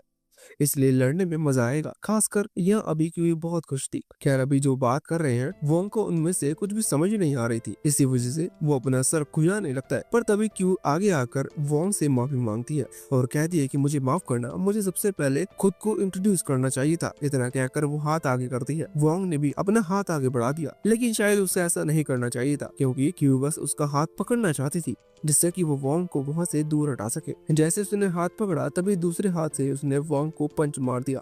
यहाँ वोंग खुद को एक फेमिनिस्ट मानते हुए इक्वालिटी को याद कर तुरंत ही क्यू को भी एक पंच मार देता है। हालांकि क्यू इस पंच को बहुत ही ज्यादा एंजॉय कर रही थी, जो देखकर वोंग हैरान था। साथ ही उसे क्यू से बहुत ज्यादा अजीब सी वाइब आ रही थी, इसलिए वो तुरंत ही अपना हाथ छोड़कर पीछे हट गया। वैसे क्यू के रिएक्शन देखकर वोंग सोच रहा था कि मुझे नहीं लगता कि ये लड़की मुझसे इस तरह की फाइट करना चाहती है, शायद इसे कुछ और चाहिए। पर इतने में है कि वो हमला करने लगी। यहाँ उसने वोंग पर अटैक कर उसे पीछे गिरा दिया था और फिर वोंग की तरफ बढ़ने लगी थी। उसके चलने का स्टाइल और वोंग को देखने का तरीका बहुत ज्यादा अजीब था। पर वहाँ दूसरी तरफ उसका वो साथी स्टोन वोंग को वार्निंग दे रहा था कि अगर वोंग चाहे तो अपनी लास्ट विश बता सकता है, क्योंकि अब वो जिंदा नहीं बचने वाला। पर वोंग यहाँ कुछ भी बोल पाता इससे पहले ही क्यू ने उसे जोरदार किक करते हुए एक पिलर से दे मारा, जहाँ अभी उसको देखने का तरीका सेम था। वोंग समझ चुका था कि क्यू चाहती है कि वोंग भी अपनी पूरी पावर के साथ उससे फाइट करे, इसलिए अब वोंग भी तुरंत खड़ा हो जाता है और क्यू पर हमला करना शुरू कर देता है। अभी जब वोंग क्यू को हिट कर रहा था तब क्यू को इस चीज में मजा आने लगा था। वो हंस रही थी और स्माइल कर रही थी। खैर जब वोंग रुकता है तो क्यू फिर से उस पर अटैक करती है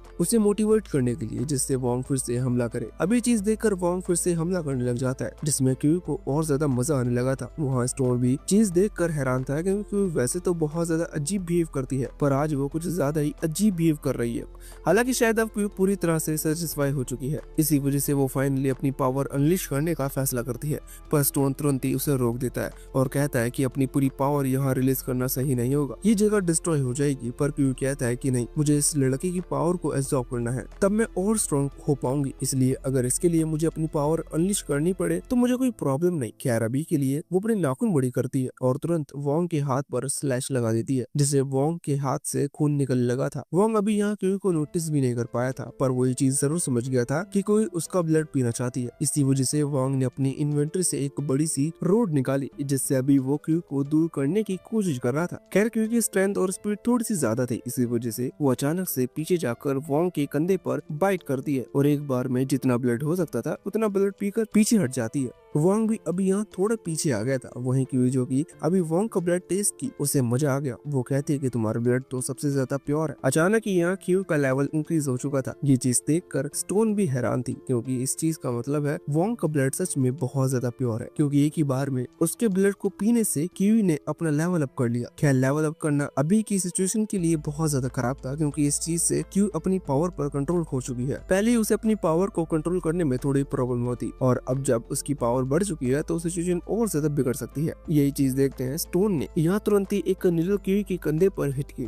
जिसने क्यू की पावर को सील कर दिया। ऐसा करके वो अभी क्यू को अपनी जगह पर रोक रहा था, लेकिन इस चीज में उसे भी थोड़ी सी मदद करनी होगी, क्योंकि इस चीज के लिए उसे क्यू की बॉडी के कुछ एक्यूप्रेशर पॉइंट्स पर टच करना होगा, जिसमें थोड़ा समय लगेगा। पर वहीं दूसरी तरफ वोंग इस चीज का फायदा उठाकर वहीं आसपास पड़ी कोई चीज देखने लगा था, जिससे वो स्टोन पर अटैक कर सके, क्योंकि उसे आगे बढ़ना है। पर स्टोन ने भी ये चीज नोटिस कर ली थी और तुरंत ही विंड अटैक से वोंग को पीछे हटा दिया और फिर खुद भी आगे आकर खड़ा हो गया। अभी वो फिर से एक विंड अटैक कर रहा था, लेकिन सिस्टम ने तुरंत ही वोंग को नोटिफिकेशन भेजी और वोंग ने उस अटैक को डोज कर लिया। अभी ये चीज क्लियर थी कि स्टोन इजिली वोंग को हरा सकता है, क्योंकि उसकी पावर वोंग से बहुत ज्यादा है। पर अचानक ही उसने नोटिस किया कि क्यू की हालत फिर से खराब हो गई और वो फिर से आउट ऑफ कंट्रोल जाने लगी। इसी वजह से उसे क्यू की मदद करने के लिए जाना पड़ा। वो समझ चुका था कि वो वोंग से नहीं लड़ सकता, इसी वजह से वो कहता है कि जाओ तुम जाकर अपने दोस्त को बचाओ। पर वोंग उसे यहाँ छोड़कर नहीं जा सकता, क्योंकि ऐसा भी हो सकता है कि अचानक से स्टोन पीठ पीछे आकर उस पर हमला कर दे, फिर तो वोंग कुछ भी नहीं कर पाएगा। वैसे भी अभी वोंग उससे नहीं लड़ सकता, लेकिन फिर भी स्टोन भी अभी वोंग से फाइट नहीं कर सकता, क्योंकि कोई प्रॉब्लम है और वोंग बस इसी सिचुएशन का फायदा उठाना चाहता था।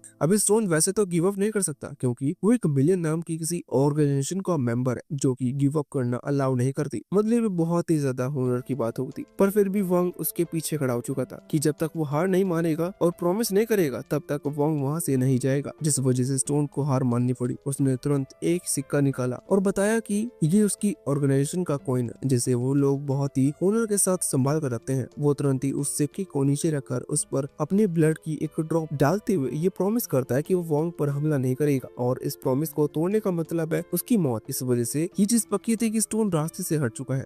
वोंग ने भी कॉइन अपने पास रख लिया और वहां से जाने लगा। हालांकि तभी वोंग को एक और चीज याद आई और तुरंत वो कैमरा निकालकर रिकॉर्ड करने लगा बैकअप के लिए। वो अभी बस स्टोन का मजाक उड़ा रहा था। खैर थोड़ी देर मजाक उड़ाकर वो वहां से चला गया, जिसके बाद स्टोन ने अपने एक दूसरे साथी से कांटेक्ट किया। ये दूसरा साथी भी असल में एक लड़की है जो कि उस कंस्ट्रक्शन साइट पर नहीं, ये कहीं और थी। अब स्टोन ने सिर्फ इसे इसलिए कांटेक्ट किया था क्योंकि ये बताना चाहता था कि वो अपने मिशन में नाकाम हुआ, क्योंकि वो एक छोटी प्रॉब्लम में फंस चुका है। वो लड़की पूछ पूछती है कि क्या हुआ, तुम और कोई ठीक तो हो। स्टोन बताता है कि हाँ हम ठीक है, बस कुछ रीजंस के चलते मुझे पीछे हटना पड़ा। अचानक ही वो लड़की बोलना बंद कर देती है। स्टोन कहता है कि तुम वही हो ना, तो उस लड़की का जवाब नहीं आता। असल में वो नीचे जमीन पर पड़ी हुई थी और ये काम शीकू का था। शीकू वहाँ पहुंच चुका है, लेकिन ये वो कंस्ट्रक्शन साइट वाली जगह नहीं है, ये दूसरी जगह है। खैर ये है कौन और कौन सी जगह है ये हमें बाद में पता चलेगा। अभी के लिए सीन वह लू पर आया, जो कि अभी पहले तो सारी वीडियो फुटेज देख रहा था जब तक वोंग ने 2 फ्लोर पार किया, लेकिन जब वोंग स्टोन और क्यू के पास पहुंचा तो उसने उस रिकॉर्डिंग पर ध्यान देना बंद कर दिया, क्योंकि उसे पता है कि वोंग अभी क्यू और स्टोन को नहीं हरा सकता। हालांकि जब उसकी नजर वापस से वहाँ स्क्रीन पर पड़ी तो उसने देखा कि वोंग फिर से अगले फ्लोर की तरफ निकल चुका है। इसका मतलब वो दोनों हार गए, जो चीज बिल्कुल भी पॉसिबल नहीं है, क्योंकि क्यू और स्टोन को सिर्फ शीकू ही हरा सकता है, लेकिन शीकू यहाँ नहीं है, तो फिर ये कैसे हो सकता है। हालांकि यहाँ उसका बटलर उसे बताता है कि वोंग ने उन्हें हराया नहीं है, बल्कि ऐसी सिचुएशन क्रिएट की है जिससे उन्हें हार माननी पड़ी। खैर वो अचानक ही वो आखिरी असासिन आ जाता है, जो कि अभी भी बचा हुआ है। वो कह रहा था कि मुझे अब चलना चाहिए। अब उस लड़के ने इजिली सभी को हरा दिया, अब मैं भी उसकी पावर देखना चाहता हूँ। यहाँ वो जहाँ तक वोंग से लड़ने की बात कर रहा था, पर लुओ कुछ और सोच रहा था। अचानक ही लुओ का बटलर कहने लगा कि मेरे हिसाब से हमें यहाँ से निकलना चाहिए, क्योंकि हम शीकू के लिए यहाँ आए थे, लेकिन शीकू को कोई पता नहीं है, जबकि ये वोंग नाम का लड़का ऑलरेडी प्रॉब्लम क्रिएट कर रहा है। वो यहाँ तक पहुंचा तो आपके लिए प्रॉब्लम क्रिएट हो जाएगी, हमारे यहाँ से निकलना ही सही है। पर लुओ को इस चीज में अपनी बेइज्जती महसूस होती है, पर अंदर ही अंदर वो भी डरा हुआ था। इसी वजह से वो उस आखिरी बचे असासिन से कहने लगता है कि क्या तुम कुछ कर सकते हो, क्या तुम अभी भी इस मिशन में हमारा साथ दोगे। वो यहाँ 3 गुना पेमेंट देने को भी तैयार था, लेकिन इससे उस असासिन को गुस्सा आ जाता है, क्योंकि लुओ यहाँ पैसे के थ्रू उसे खरीदने की कोशिश कर रहा था। इसी कारण से उस असासिन ने लुओ की तरफ हमला कर दिया,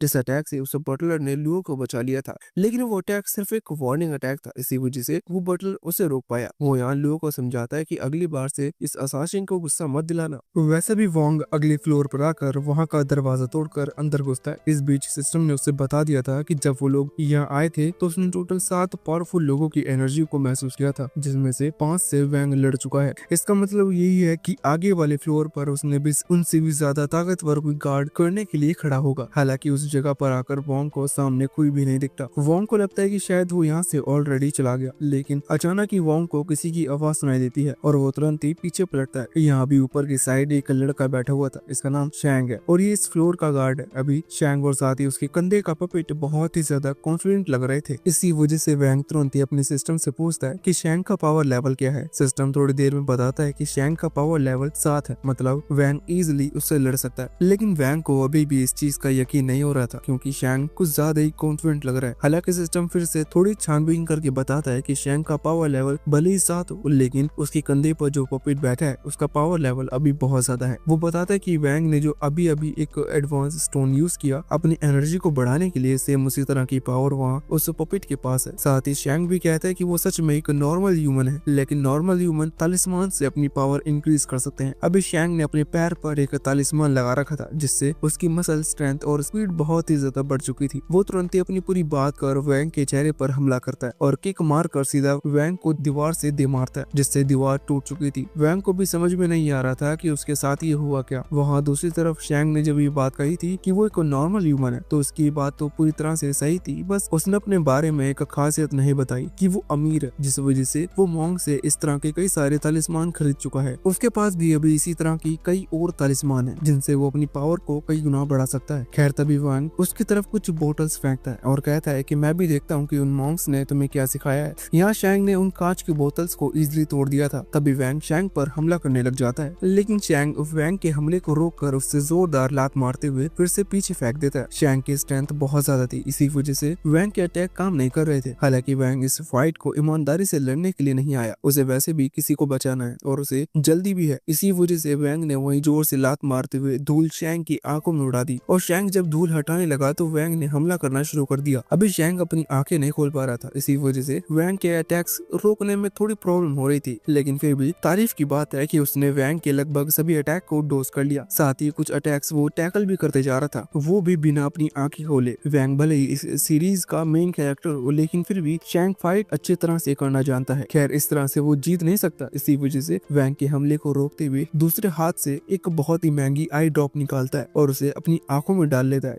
जिससे उसे फिर से दिखना शुरू हो चुका था। उसने अपनी आंखें खोल ली थी, इसी वजह से अभी फाइट उसके लिए थोड़ी आसान हो गई। अभी वैंग तभी से लगातार हमले कर रहा था जिन्हें शैंक अभी भी रोक रहा था। अचानक ही शैंक अपनी दूसरी पॉकेट से एक एक्सप्लोसिव तलिस्मान निकालता है और उसे वैंग की चेस्ट पर लगाकर धक्का मारते हुए वैंग को दूर हटा देता है। उस तलिस्मान से वैंग को थोड़ा और डैमेज पहुंच जाता है, पर फिर से वो हमला करने लगा था, जो देखकर शैंक भी आगे बढ़कर अटैक करना शुरू करता है और एक बार फिर से जोरदार लात मारकर वैंग को दूर फेंक देता है। अभी इस अटैक से वैंग को अच्छा खासा डैमेज पहुंच चुका था, जिस वजह से उसे फिर से खड़े होने में थोड़ा समय लगता है, लेकिन फिर भी किसी तरह से वो खड़ा हो जाता है। हालांकि उसी समय वो नोटिस करता है कि शैंक का वो पपेट, जो कि इतनी देर से शांत था, अचानक उसकी तरफ हमला करने लगा। वांग ने सबसे पहले उसे डोज किया, लेकिन अचानक ही फिर से वो पपेट एक जगह पर रुककर किसी तरह की ग्रीन एनर्जी वैंग की तरफ फेंकने लगा। वैंग को नहीं पता कि ये एनर्जी क्या है, लेकिन फिर भी ये चीज क्लियर है कि अगर तब वो एनर्जी वांग को हिट करती तो उसे अच्छी खासी चोट पहुंचेगी और शायद वो मारा भी जाए। इसी डर की वजह से वो उन हमलों को डोज करने लग जाता है। यहाँ वैंग ने थोड़ी समझदारी दिखाई, क्योंकि वो उन एनर्जी बीम को डोज करते हुए धीरे धीरे उस पपेट के करीब बढ़ रहा है। अभी वैंग उस पपेट के पास आकर उसे नॉकआउट तो कर देता है, लेकिन इस बीच वो ये भूल जाता है कि उसका असली अपोनेंट शैंक था। अभी जितनी देर वैंग उस पपेट के साथ डिस्ट्रैक्ट रहा था, तब शैंक ऑलरेडी अपने अगले अटैक की तैयारी कर चुका था। शैंक अचानक से छलांग लगाकर वैंग पर हमला करता है और इस बार वो लात नहीं बल्कि पंच मारता है, जिससे वैंग के मुंह से खून निकलने लग जाता है। ये पंच सच में बहुत ज्यादा पावरफुल था, क्योंकि शैंक ने इसमें ना जाने किस किस तलिस्मान का इस्तेमाल किया था। अभी वैंग का चेहरा बड़ा अजीब लग रहा था, क्योंकि उसके मुंह से खून निकल रहा है। साथ ही वहाँ शैंक के चेहरे पर स्माइल थी, क्योंकि उसे ना जाने क्यों पर इस तरह के दूसरों को चोट पहुंचाने में मजा आता है। हालांकि अचानक ही वो वैंग के चेहरे पर स्माइल करता है, जिसका राज उसे कुछ देर बाद पता चलेगा, जब शैंक ने हमला किया। इस बीच वैंग के नजदीक गया। वैंग ने भी अटैक को झेल लिया था, लेकिन साथ ही दूसरे हाथ से शैंक के बाल पकड़ लिए थे। वैंग उन बालों को खींचता है और शैंक को दर्द होता है और वो वैंग के हाथ से बालों को छुड़ाने लगता है। ये परफेक्ट टाइम था एक क्लोज रेंज अटैक करने के लिए। अभी तक वैंग के जितने भी हमले थे, शैंक ने सभी को डोज किया था या फिर टैकल किया, मतलब किसी भी हमले को उसने खुद के ऊपर नहीं लिया था, जिस वजह से वैंग की पावर का नहीं पता। वैंग ऑलरेडी अपनी पावर को बहुत बढ़ा चुका है, इसी वजह से वो सारी पावर एक पंच में ट्रांसफॉर्म कर जोरदार मुक्का यहाँ शैंक के पेट में मार देता है, जिसकी वजह से शैंक बहुत ज्यादा दूर फेंक चुका था। अभी वैंग को खुद अपने डिसीजन पर रिग्रेट हो रहा था, क्योंकि पहले जो चीज तो ये उसने कुछ ज्यादा ही पावर का इस्तेमाल किया, और दूसरी चीज ये कि शैंक ऑलरेडी बता चुका था कि वो एक नॉर्मल ह्यूमन है और साथ ही उसके पावर पॉइंट 6 है, इसका मतलब उसके पास ज्यादा पावर नहीं है। अभी वैंग सोच रहा था कि कहीं उसके इस मुक्के की वजह से शैंक मारा ना गया हो। हालांकि तभी वैंग नोटिस करता है कि शैंक के बाल वैंग के हाथ में रह गए, मतलब उसके बाल जा चुके हैं या फिर अच्छे खासे बाल टूट चुके हैं। वो अचानक ही शैंक हिलना शुरू करता है, जिससे वैंग तो ये समझ गया था कि चलो शैंक मरा नहीं, पर अचानक ही जब शैंक यहाँ खड़ा होता है तो वैंग की तारीफ करने लग जाता है, क्योंकि वैंग ने सच में उसे लगभग जान से ही मार दिया था। वो तो उसने इस तरह की सिचुएशन से बचने के लिए ऑलरेडी अपनी चेस्ट पर एक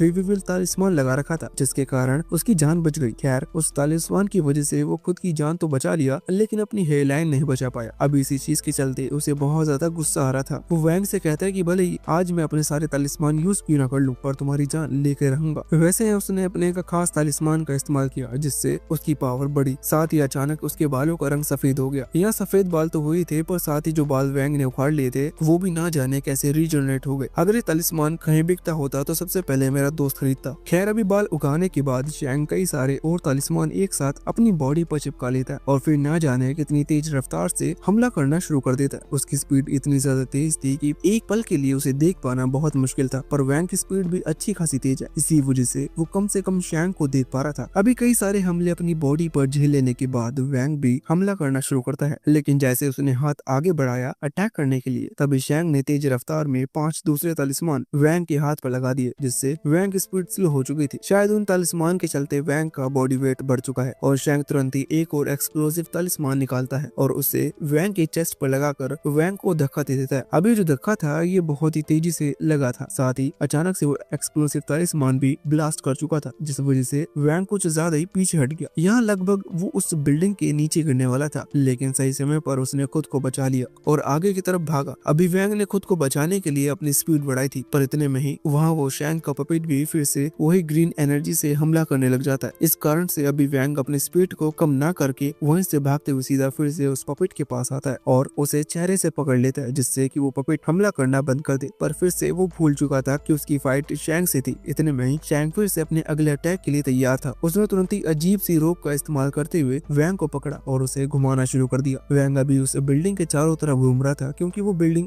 अंडर कंस्ट्रक्शन थी, जिस वजह से आसपास की दीवार नहीं है। यहाँ शैंग वैंग को गोल घुमा कर सीधा एक दीवार से जाकर दे मारता है। वैंग यहाँ चौथी बार वॉल से टकराया है, पर फिर भी हर बार वॉल ही टूटी है। वोंग का एक भी दांत नहीं, वो अच्छा टूथपेस्ट यूज करता है। वैसे अभी वोंग को इस तरह से मार खाता हुआ देख वहाँ शैंग बहुत खुश था। वो तुरंत वैंग के पास आता है। वैंग अभी फिर से खड़े होने की कोशिश कर रहा था। शैंग उससे कहने लगता है कि तुम्हें पता है कि अभी अभी जो तलिस्मान में तुम्हारे हाथ पर लगाए थे वो कितने महंगे थे। वो उनका प्राइस 3.5 मिलियन बताता है, जो कि सच में बहुत ज्यादा है। हालांकि वैंग ने थोड़ी कहा था कि वो उन तलिस्मान का इस्तेमाल करे। खैर शैंग इसलिए बता रहा था क्योंकि अभी तक वो तलिस्मान पूरी तरह से काम करना शुरू किए ही नहीं थे। वो तुरंत ही उनकी पावर एक्टिवेट करता है और शैंग जब हमला करने के लिए कोशिश करता है तो अचानक वैंग के हाथ भारी हो जाते हैं, क्योंकि उन तलिस्मान की वजह से वैंग के हाथ का वजन बहुत ही ज्यादा बढ़ चुका था। वैंग अभी खुद के हाथों को उठा नहीं पा रहा था। इतने में ही शैंग कहने लगता है कि मैं तुम्हें एक और तलिस्मान दिखाना चाहता हूँ, इसका छोटा वर्जन तुम पहले ही देख चुके हो। अभी शैंग अपने पास से एक एक्सप्लोसिव तलिस्मान निकालता है। एक्सक्लूसिव इसलिए क्योंकि ये सच में बहुत ज्यादा महंगा था। अभी शैंग कह रहा था कि इतने महंगे तलिस्मान को उसने बस इमरजेंसी के लिए खरीदा था, लेकिन अभी वैंग को खत्म करने के लिए वो इतने पैसे खर्च कर सकता है। इतना कहकर वो उस तलिस्मान को वैंग की तरफ फेंकता है और उसे एक्टिवेट कर देता है, जिससे वहाँ एक बहुत ही तेज धमाका होता है। इस धमाके की वजह से वो बिल्डिंग का हिस्सा अभी आग में जलने लगता है। अभी दूसरी तरफ लुओ, जो कि सीसीटीवी से इस फाइट को देख रहा था, वो बहुत ज्यादा खुश था क्योंकि उसे लग रहा था कि वैंग अब तक तो मारा जा चुका होगा। लेकिन यहाँ आग की लपटें जैसे ही हटती हैं तो शैंग देखता है कि वैंग अभी भी वहीं बैठा हुआ है जहाँ वो पहले बैठा था। वैंग ने सही समय पर अपनी इन्वेंट्री से एक शोवल समन की, जिससे उसने खुद को बचा लिया। अब मुझे नहीं पता कि एक शोवल से वो इतने खतरनाक धमाके से कैसे बच गया। खैर एक पल के लिए समझा जा सकता है कि उस शोवल की मदद से वैंग ने अपने फेस को कवर किया और खुद को बचा लिया, लेकिन बाकी बॉडी कैसे बची? साथ ही उसके कपड़े भी अभी पूरी तरह से नहीं जले हैं, जबकि पीछे की ईंटों की दीवार जल चुकी है। वैसे भी इन सबको देखकर अभी शैंग सबसे ज्यादा हैरान था,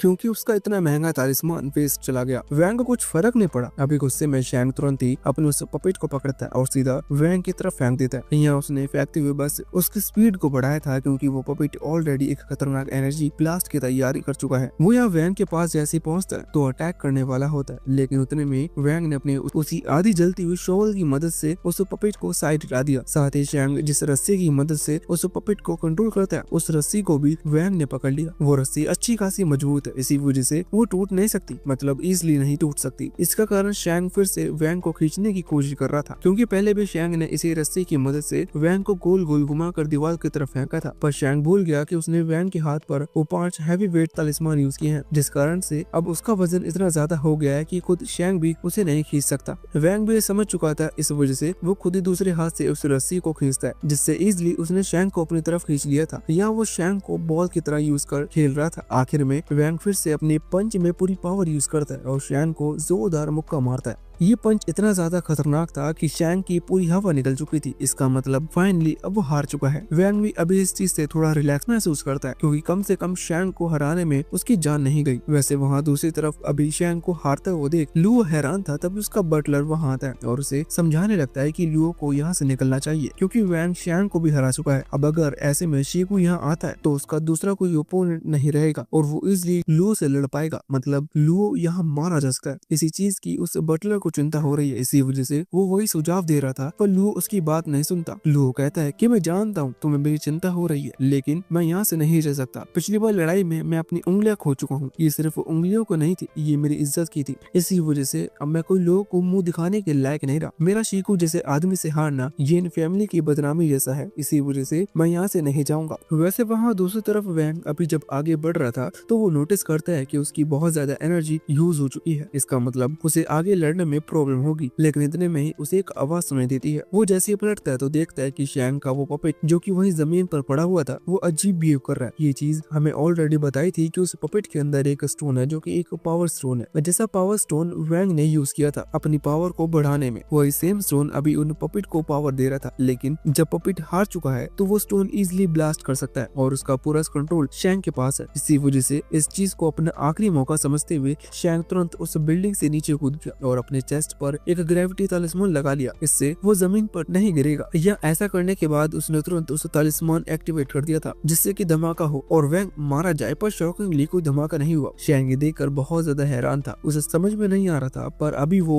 ऊपर की तरफ देखता है कि वैंग वहाँ बिल्डिंग से छलांग लगा रहा है। वैंग शैंग को जिंदा नहीं जाने देगा, इसी वजह से उसने छलांग लगाई और यहाँ वैंग को नीचे की तरफ आता हुआ देख शैंग तुरंत ही ऊपर से नीचे गिरने वाले पत्थरों को ग्रेविटी तलिस्मान लगा देता है, जिससे वो भी फ्लोट करने लगे थे। शैंग उनका इस्तेमाल कर रहा था प्लेटफॉर्म की तरह खड़े होने के लिए। इसी बीच वो वैंग से लड़ना शुरू करता है। शैंग के पास ज्यादा पावर नहीं बची है, इसीलिए वो जानता है कि उसे बस अपने तलिस्मान से ही वैंग को हराना होगा। इसीलिए इस बीच वो कई सारे एक्सप्लोसिव तलिस्मान वैंग का इस्तेमाल करता है, जिनसे वैंग ने खुद को बचा लिया था। यहाँ शैंग उन पत्थरों पर भी तलिस्मान लगा रहा था जो कि ऊपर से गिर रहे हैं, साथ ही उन्हें वैंग की तरफ फेंक कर एज ए बॉम्ब इस्तेमाल कर रहा था, पर वैंग इजिली उनसे बच भी जाता है और साथ ही एक एक्सप्लोसिव तलिस्मान लगे हुए स्टोन पर खड़ा होता है, जिससे धमाके के बाद वैंग की स्पीड बढ़ चुकी थी और वो सीधा ऊपर की तरफ फिक गया था। अभी उसका इस्तेमाल कर वैंग सीधा यहाँ शैंग के नजदीक आ गया, जो कि ऑलरेडी हवा में था। वैंग उस पर हमला करता है और सीधा जमीन पर लेकर गिरा देता है। यहाँ शैंग ने ऑलरेडी कई सारे एक्सप्लोसिव तलिस्मान इस्तेमाल किए थे, इसलिए वैंग लगभग मारे जाने वाला था, लेकिन मेमोरी में उसे चिन याओ दिखाई देती है, जिसे बचाने के लिए यहाँ वो आया है। इसी कारण से उसे फिर से होश आ गया। अभी उस धमाके के बाद शैंग जमीन पर था। वैंग को लगा कि वो मारा जा चुका होगा। वैंग भी अपने क्यूब में ट्रांसफॉर्म हो चुका था। वैंग को लग रहा था कि शायद वो भी मारा गया, लेकिन सिस्टम की पावर ने उसे बचा लिया था। यहाँ जब वैंग वापस क्यूब से निकला तो उसने देखा कि शैंग वहाँ जमीन पर है ही नहीं। उसका सिस्टम उसे बताता है कि शैंग ने किसी टेलीपोर्टेशन तलिस्मान का इस्तेमाल किया होगा खुद को बचाने के लिए। वैंग को सुनकर बहुत गुस्सा आता है, क्योंकि इतनी देर लड़ने के बाद भी शैंग अभी भी जिंदा है, लेकिन फिर भी शैंग वैंग के यहाँ आने का कारण नहीं था। कारण शिन याओ है, जिसे वैंग को बचाना है। अभी यही सोचकर वैंग तुरंत ही वहाँ से निकल पड़ा, किसी तरह से चलते फिरते। वैंग फिर से टॉप फ्लोर पर पहुंचता है। ये जिस फ्लोर पर वैंग ने शैंग से फाइट की थी, उस फ्लोर को पार करके अगले फ्लोर पर वैंग को हुआंग मिला, जिसके कारण ये सब शुरू हुआ।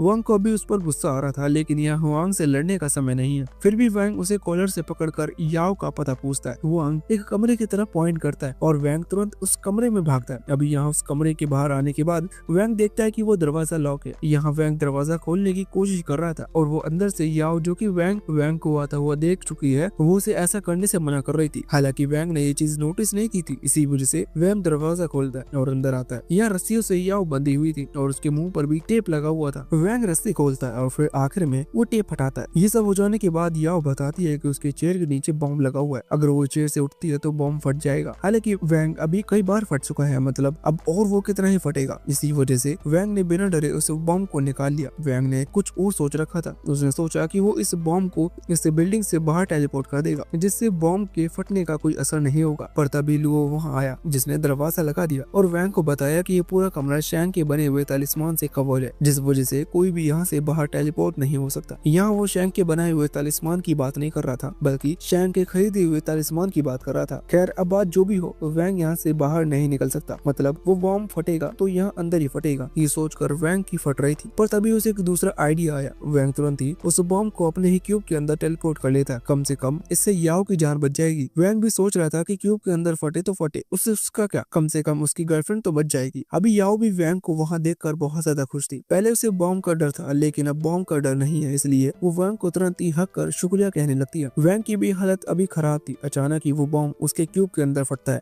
और वैंग के मुंह से खून निकलता है और वो अनकॉन्शियस हो जाता है, मतलब वोंग लगभग बेहोश हो चुका था। याओ को कुछ समझ में नहीं आता। अभी वोंग जमीन पर गिर चुका था। याओ वोंग के पास आती है और रोने लगती है। उसे अभी कुछ भी समझ में नहीं आ रहा था। वहाँ दूसरी तरफ लुओ, जिसका प्लान था कि वो याओ की जान लेगा, क्योंकि याओ की जान चली जाएगी तो शीको को सबसे ज्यादा दुख होगा। ना जाने क्यों, मतलब याओ शीको की कोई गर्लफ्रेंड वगैरह या बेटी तो है नहीं, तो उसे दुख होगा। उसने तो बस एक बार याओ को बचाया था। खैर फिर भी लुओ को ऐसा लगता है वो सच में गधा है, इसी वजह से याओ को मारना चाहता है। इसका प्लान नाकाम हुआ। अभी भी उसके पास दूसरा तरीका है। वो तुरंत दरवाजा खोलता है, एक गन निकालता है और इजिली 2 गोली धक धक मार कर लुओ याओ को नीचे गिरा देता है। याओ के लगभग जान जा चुकी थी, मतलब मुझे तो नहीं लगता। अभी ऐसा करने के बाद लुओ वहाँ से जाने लगा था। उसी दौरान लुओ का बट लगाता है और कहता है कि हमें इस जगह को छोड़कर चलना चाहिए, क्योंकि शीको पहुंच चुका है। अभी बॉम्ब तो उस कमरे में नहीं फटा, लेकिन कुछ और चीज फट चुकी थी। इसी वजह से लुओ और वो बटलर तुरंत ही वहाँ से चले गए। इधर वैंग, जो कि अनकॉन्शियस है लेकिन फिर भी थोड़ा बहुत समझ पा रहा है, उसके हाथ पर अभी याओ का ब्लड था। वैंग अभी बहुत ज्यादा दर्द में था, लेकिन फिर भी वो किसी तरह से बैठता है और फैसला करता है कि बेहोश होने से पहले उसे किसी भी तरह से याओ को हॉस्पिटल पहुंचाना होगा, तभी वो बच सकती है। पर इतने इतने में ही वहाँ शीकू आ गया। शीकू वैंग से कहता है कि वो याओ को नहीं बचा पाएगा। इतना कहकर उसने याओ को उठाया और खुद उस बिल्डिंग से छलांग लगा दी। वैंग को नहीं पता कि शीकू नाम का आदमी है कौन। वैंग के लिए अभी सिचुएशन कुछ ऐसी थी कि एक अजीब सा रैंडम आदमी आया जिसने याओ को उठाया और बिल्डिंग से छलांग लगा दी। अभी तुम लोग कुछ भी कहो, पर अगर वैंग के पर्सपेक्टिव से देखा जाए तो ये सब सही चल रहा है। याओ को लगा कि शायद वो रैंडम आदमी और साथ ही याओ इतने बड़ी बिल्डिंग से छलांग लगाकर मारे जा चुके होंगे, पर शॉकिंगली अचानक ही शीकू याओ को लेकर वहाँ हवा में फ्लोट करने लगता है। यहाँ से जाने से पहले वो वॉन्ग से कहता है कि यहाँ जो कुछ भी हुआ ये सब उसी की वजह से हुआ, इसी वजह से आगे की सिचुएशन वो खुद संभाल लेगा।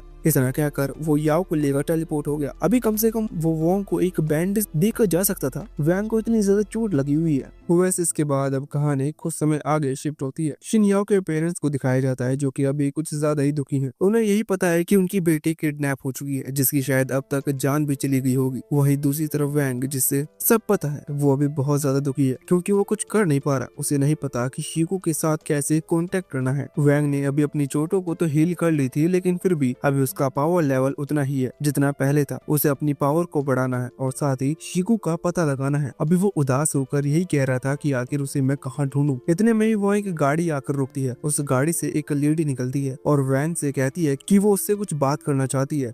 वैंग बात करने के मूड में नहीं था, इसी वजह से वैंग ने तुरंत ही मना कर दी। पर वो लेडी कहने लगती है कि मुझे पता है कि शीकू कहाँ है। वैंग ये सुनकर हैरान था। वो तुरंत कहता है कि मुझे उसका पता बताओ, जिस पर वो लेडी कहती है कि पहले मुझे तुमसे कुछ बात करनी है। इसके लिए वो वैंग को एक रेस्टोरेंट में लेके जाती है जहाँ अभी वो दोनों आमने सामने बैठे हुए थे। अभी वैंग जब शीकू की लोकेशन के बारे में पूछता है तो यहाँ लोकेशन ना बताते हुए वो लेडी ही वैंग से सवाल करने लगती है कि क्या तुम जानते हो कि कितनी खतरनाक लड़ाई हुई, फिर भी आपस के लोगों को इस बारे में क्यों नहीं पता, या फिर कोई इसके बारे में बात क्यों नहीं करता। जिस पर वैंग कहने लगता है कि शायद वो लोग जो कि वहाँ मौजूद थे वो इस चीज को छुपाने में माहिर होंगे। पर वो लेडी कहती है कि ऐसा नहीं है, ये असल में वो लोग हैं जो कि इस तरह की इन्फॉर्मेशन को दूसरों तक पहुँचाने से रोकते हैं। यहाँ वो खुद की बात कर रही थी। हालांकि यहाँ वो खुद को इंट्रोड्यूस कराते हुए कहती है कि उसने इस सारी इन्फॉर्मेशन को कवर किया है, जिस पर वैंग कहने लगता है कि उसे इस चीज से कोई फर्क नहीं पड़ता। पर वो लेडी कहने लगती है कि उसकी वजह से वैंग जिंदा है, क्योंकि सीक्रेटली ही सही पर वो वैंग को शुरुआत से प्रोटेक्ट कर रही है। वैंग कहने लगता है कमाल की बात है, तुम ही मुझे प्रोटेक्ट कर रही हो और तुम्हें इन तीनों आदमियों को लेकर आई जो कि मुझे कभी भी मार सकते हैं। वहीं पीछे टेबल पर 3 बॉडीगार्ड्स बैठे हुए थे जिनके पास वेपन है। अभी वैंग ने जैसे ये बात कही वो तीनों ही खड़े हो गए क्योंकि उन्हें खतरा महसूस हुआ। साथ ही उस लेडी ने भी अपनी गन निकालना शुरू कर दी थी। पर वैंग कहता है कि तुम लोगों को इतना सीरियस होने की जरूरत नहीं, अगर तुम लोग वेपन निकालते हो फिर तुम मुझसे बात नहीं कर पाओगे, मैं यहाँ से चला जाऊंगा। वैंग को अभी बिल्कुल भी डर नहीं था उनसे लड़ने का, क्योंकि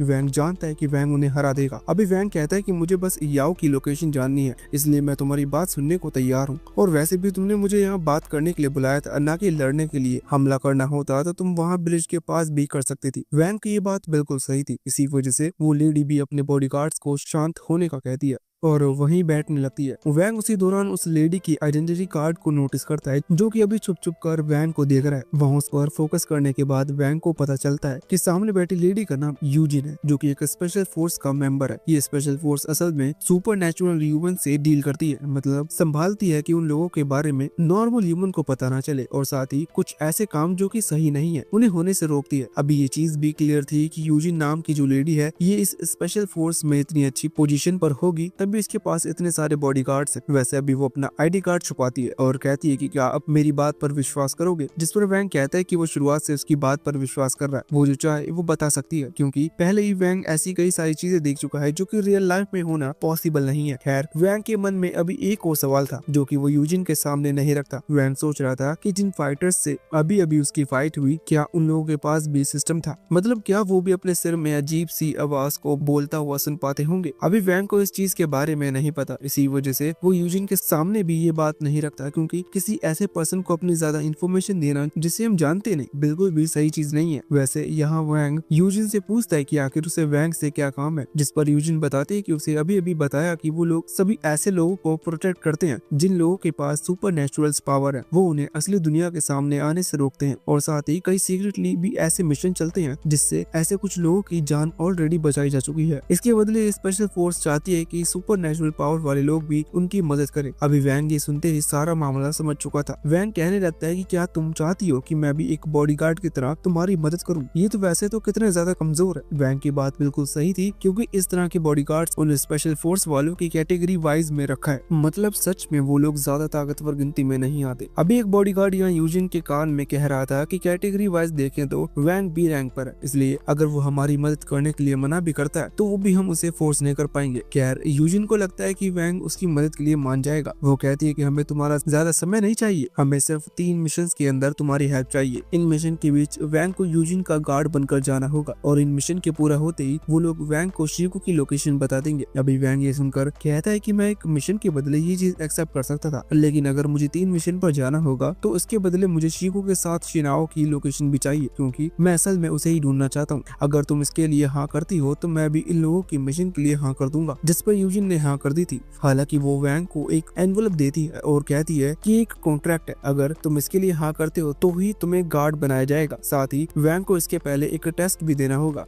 अभी वैंग उस एनवलप को खोलते हुए कह रहा था कि शायद तुम्हें ये चीज ना पता हो, पर मैं एक स्कूल स्टूडेंट हूँ, मुझे रोज स्कूल भी जाना होता है। अगर मैं इतने दिन तक गायब रहा तो उससे किसी को भी शक हो सकता है। पर अब जैसे ही वो उस एनवलप को ओपन कर उस कॉन्ट्रैक्ट को निकालता है तो उसे पता चलता है कि ये पूरा मिशन सिर्फ 1 दिन का रहेगा। साथ ही उस कॉन्ट्रैक्ट में ये भी लिखा था कि वैंग जितने टाइम जब गायब रहेगा उस चीज की जिम्मेदारी उन स्पेशल फोर्स वालों की ही होगी। मतलब सारी सिचुएशन को वो लोग देख लेंगे। वैंग ये देखकर हैरान था। हालांकि अब वैंग के लिए कोई प्रॉब्लम नहीं है, इसलिए वो उस कॉन्ट्रैक्ट के लिए हाँ कर सकता है। पर हाँ करने से पहले वो यूजिन से पूछता है कि क्या सच में तुम पर भरोसा कर सकता हूँ? जिस पर यूजिन कहती है कि इतनी चीज काफी नहीं है मुझ पर भरोसा करने के लिए, तुम पहले ही बहुत कुछ देख चुके हो, अब तुम्हें इसलिए मुझ पर भरोसा कर लेना चाहिए। लेकिन यहाँ विन विन सिचुएशन ही है, क्योंकि अगर यूजिन सच ही कह रही है तो उसे लोकेशन का पता चल जाएगा और फिर वो इजिली शिनाओ को ढूंढ लेगा। लेकिन अगर यूजिन झूठ कह रही है तो अभी वो उस आईडी कार्ड को नोटिस कर चुका था जिसमें स्पेशल कार्ड के बारे में लिखा हुआ है। मतलब सच में बैकग्राउंड में कुछ तो गड़बड़ चल रहा है, इसलिए इन मिशंस के बीच वैंग कुछ अच्छी खासी इन्फॉर्मेशन निकाल सकता है सुपर ह्यूमंस और साथ ही उसकी पावर्स के बारे में और साथ ही इस तरह की स्पेशल फोर्स के बारे में भी कि आखिर ये लोग करते क्या है। भले ही उसका मेन टारगेट शिनाओ है और उसे शिनाओ को ही ढूंढना है, लेकिन फिर भी रास्ते में इन्फॉर्मेशन मिलेगी तो लेते चलनी चाहिए। वैसे अब तभी सीन चेंज होता है और उसे कार पर आता है जिसमें यूजिन अपने एक स्पेशल गार्ड के साथ जा रही है। ये गार्ड उसका पर्सनल गार्ड है, इस वजह से मैंने स्पेशल वर्ड का इस्तेमाल किया। इस पर यूजिन भरोसा करती है। अभी रास्ते में गाड़ी चलाते वक्त वो गार्ड यूजिन से पूछ रहा था कि क्या हमें सच में वैंग पर भरोसा करना चाहिए, क्योंकि वो एक सुपर ह्यूमन है, उसके पास डेंजरस पावर है और आज से पहले हमने ऐसे किसी भी पर्सन पर भरोसा नहीं किया। इस पर यूजिन कहने लगती है कि उसके ग्रैंडफादर ने उसे एक ही बात कही थी। यहाँ वो ओल्ड मैन कह रही थी, शायद वो अपने ग्रैंडफादर की ही बात कर रही होगी। वो बोल रही थी कि उन्होंने कहा था कि हमें रिस्क लेना चाहिए क्योंकि इसी से हम अमीर बन सकते हैं और वैसे भी वैंग एक अच्छा लड़का है। वो बताती है कि उसने वैंग इन्फॉर्मेशन निकाली थी जिससे उसे पता चला कि वैंग एक इनोसेंट लड़का है। पूरी सिचुएशन में वैंग की कोई गलती नहीं थी। फिर भी इस बीच वैंग की पावर जरूर सबके सामने आ गई। वो बताती है कि अगर वैंग इस तरह से प्रोग्रेस करता रहा तो 1 महीने के अंदर ही वो कैटेगरी बी रैंक के सभी लोगों को इजिली हराने में कामयाब हो जाएगा। इसी वजह से वो वैंग को अपनी तरफ करना चाहती है, या फिर यूँ कह लो कि इसका थोड़ा इस्तेमाल करना चाहती है। इस पर वो पर्सनल गार्ड कह रहा था कि ये बात तो सही है, पर ध्यान रखना कि कोई गड़बड़ ना हो, वरना इतनी पावर को हम भी नहीं सहन कर पाएंगे। जिस पर वहाँ यूजिन वही रिपीट बात करती है कि रिस्क से ही आदमी अमीर बनता है। खैर इसी बीच हम देखते हैं कि वही उनके सर के ऊपर एक क्यूब रखा है जिसके अंदर वैंग आराम से लेट कर उनकी बातें सुन रहा था। वैंग समझ चुका था कि यूजिन बहुत ही ज्यादा लालची है और वो उसका इस्तेमाल कर रही है, लेकिन ये एक अच्छी चीज है, मतलब बहुत अच्छी चीज होती अगर वो सामने वाले के पास हो और साथ ही तुम्हें पता हो कि उसे किस चीज की लालच है, क्योंकि फिर तुम उसका इस्तेमाल कर सकते हो। वैंग भी अभी यही सोच रहा था। अब जब उसे पता चल चुका है कि यूजिन क्या चाहती है तो वो उसे उस चीज को यूज कर सकता है यूजिन को इस्तेमाल करने के लिए। वैसे अब इसके बाद सीन वापस से उसी कार के अंदर आता है जहाँ अभी वो पर्सनल गार्ड, उसका नाम लिंग है, वो यूजिन से पूछ रहा था कि क्या वो सच में वैंग को शिकू की लोकेशन के बारे में बताने वाली है, क्योंकि उन लोगों के पास जितनी इन्फॉर्मेशन है और अगर वो लीक होती है तो वो बहुत बड़ी प्रॉब्लम में फंस जाएंगे। इस पर यूजिन कहती है कि नहीं, वो कभी इन्फॉर्मेशन को लीक नहीं करेगी। वो बताती है कि वैंग को ज्यादा नॉलेज नहीं है, वो अभी कुछ भी नहीं जानता, इस वजह से अगर हम उसे कैटेगरी डी तक की नॉलेज भी देते हैं तो वो भी से लगेगा कि उसे काफी नॉलेज मिल गई, जबकि हम उसे कम से कम कुछ बताएंगे ही नहीं। वैसे अभी यहाँ कुछ बातें तो मुझे भी समझ में नहीं आ रही थी, क्योंकि यहाँ क्या चल रहा है ये ज्यादा अच्छे से अभी नहीं समझाया गया, मतलब सब कुछ अलग ही चल रहा है। खैर वैंग ने सारी बातें सुन ली थी, जिस वजह से वो तुरंत ही उस क्यूब से निकल कर आता है और उस कार से दूर हट जाता है। अभी वो कह रहा था कि भले यूजिन उसका इस्तेमाल करने की कोशिश कर रही है, लेकिन फिर भी वो खुद को इस्तेमाल करने देगा, क्योंकि यहाँ वो यूजिन का फायदा उठा रहा है। उसे जितनी इन्फॉर्मेशन खुद से मिलेगी वो उतनी इन्फॉर्मेशन निकाल कर रहेगा। वैसे ही अभी यहाँ इस सीन के बाद सीन सीधा अगले दिन पर शिफ्ट होता है, जहाँ हम देखते हैं कि वैंग अभी उसी पर्सनल गार्ड के टेस्ट को देने जा रहा था। यूजिन ने कहा था कि उसे वैंग एज अ गार्ड चाहिए 3 मिशन के लिए, जिसके लिए वैंग ने हाँ कर दी। यूजिन ने बताया था कि उसे उसके लिए एक टेस्ट देना होगा, क्योंकि वो ऐसे ही किसी को भी अपना पर्सनल गार्ड नहीं बना सकती। उसने ये बात कहने के बाद वैंग को एक लोकेशन भी दी थी, जिस जगह की तरफ अभी वैंग बढ़ रहा है। वैसे कुछ देर में वहाँ पहुँचने के बाद वैंग को पता चलता है कि इस टेस्ट के लिए बहुत सारे लोग आए हैं। ये चीज पहले यूजिन बता चुकी है कि वो किसी को भी पर्सनल गार्ड नहीं बना सकती, इसी वजह से इन लोगों का टेस्ट लिया जाना है। अचानक ही एक आदमी वहाँ आकर इंफॉर्मेशन देना शुरू करता है कि मिस यूजिन के लिए जिसे पर्सनल गार्ड चुना जाएगा उसके अंदर 3 क्वालिटी होनी चाहिए, प्रिपरेशन, स्पीड और कॉम्बैट, जिसके लिए आज वो लोग टेस्ट देने वाले हैं। सबसे पहले टेस्ट के लिए सभी को एक साथ बुलाया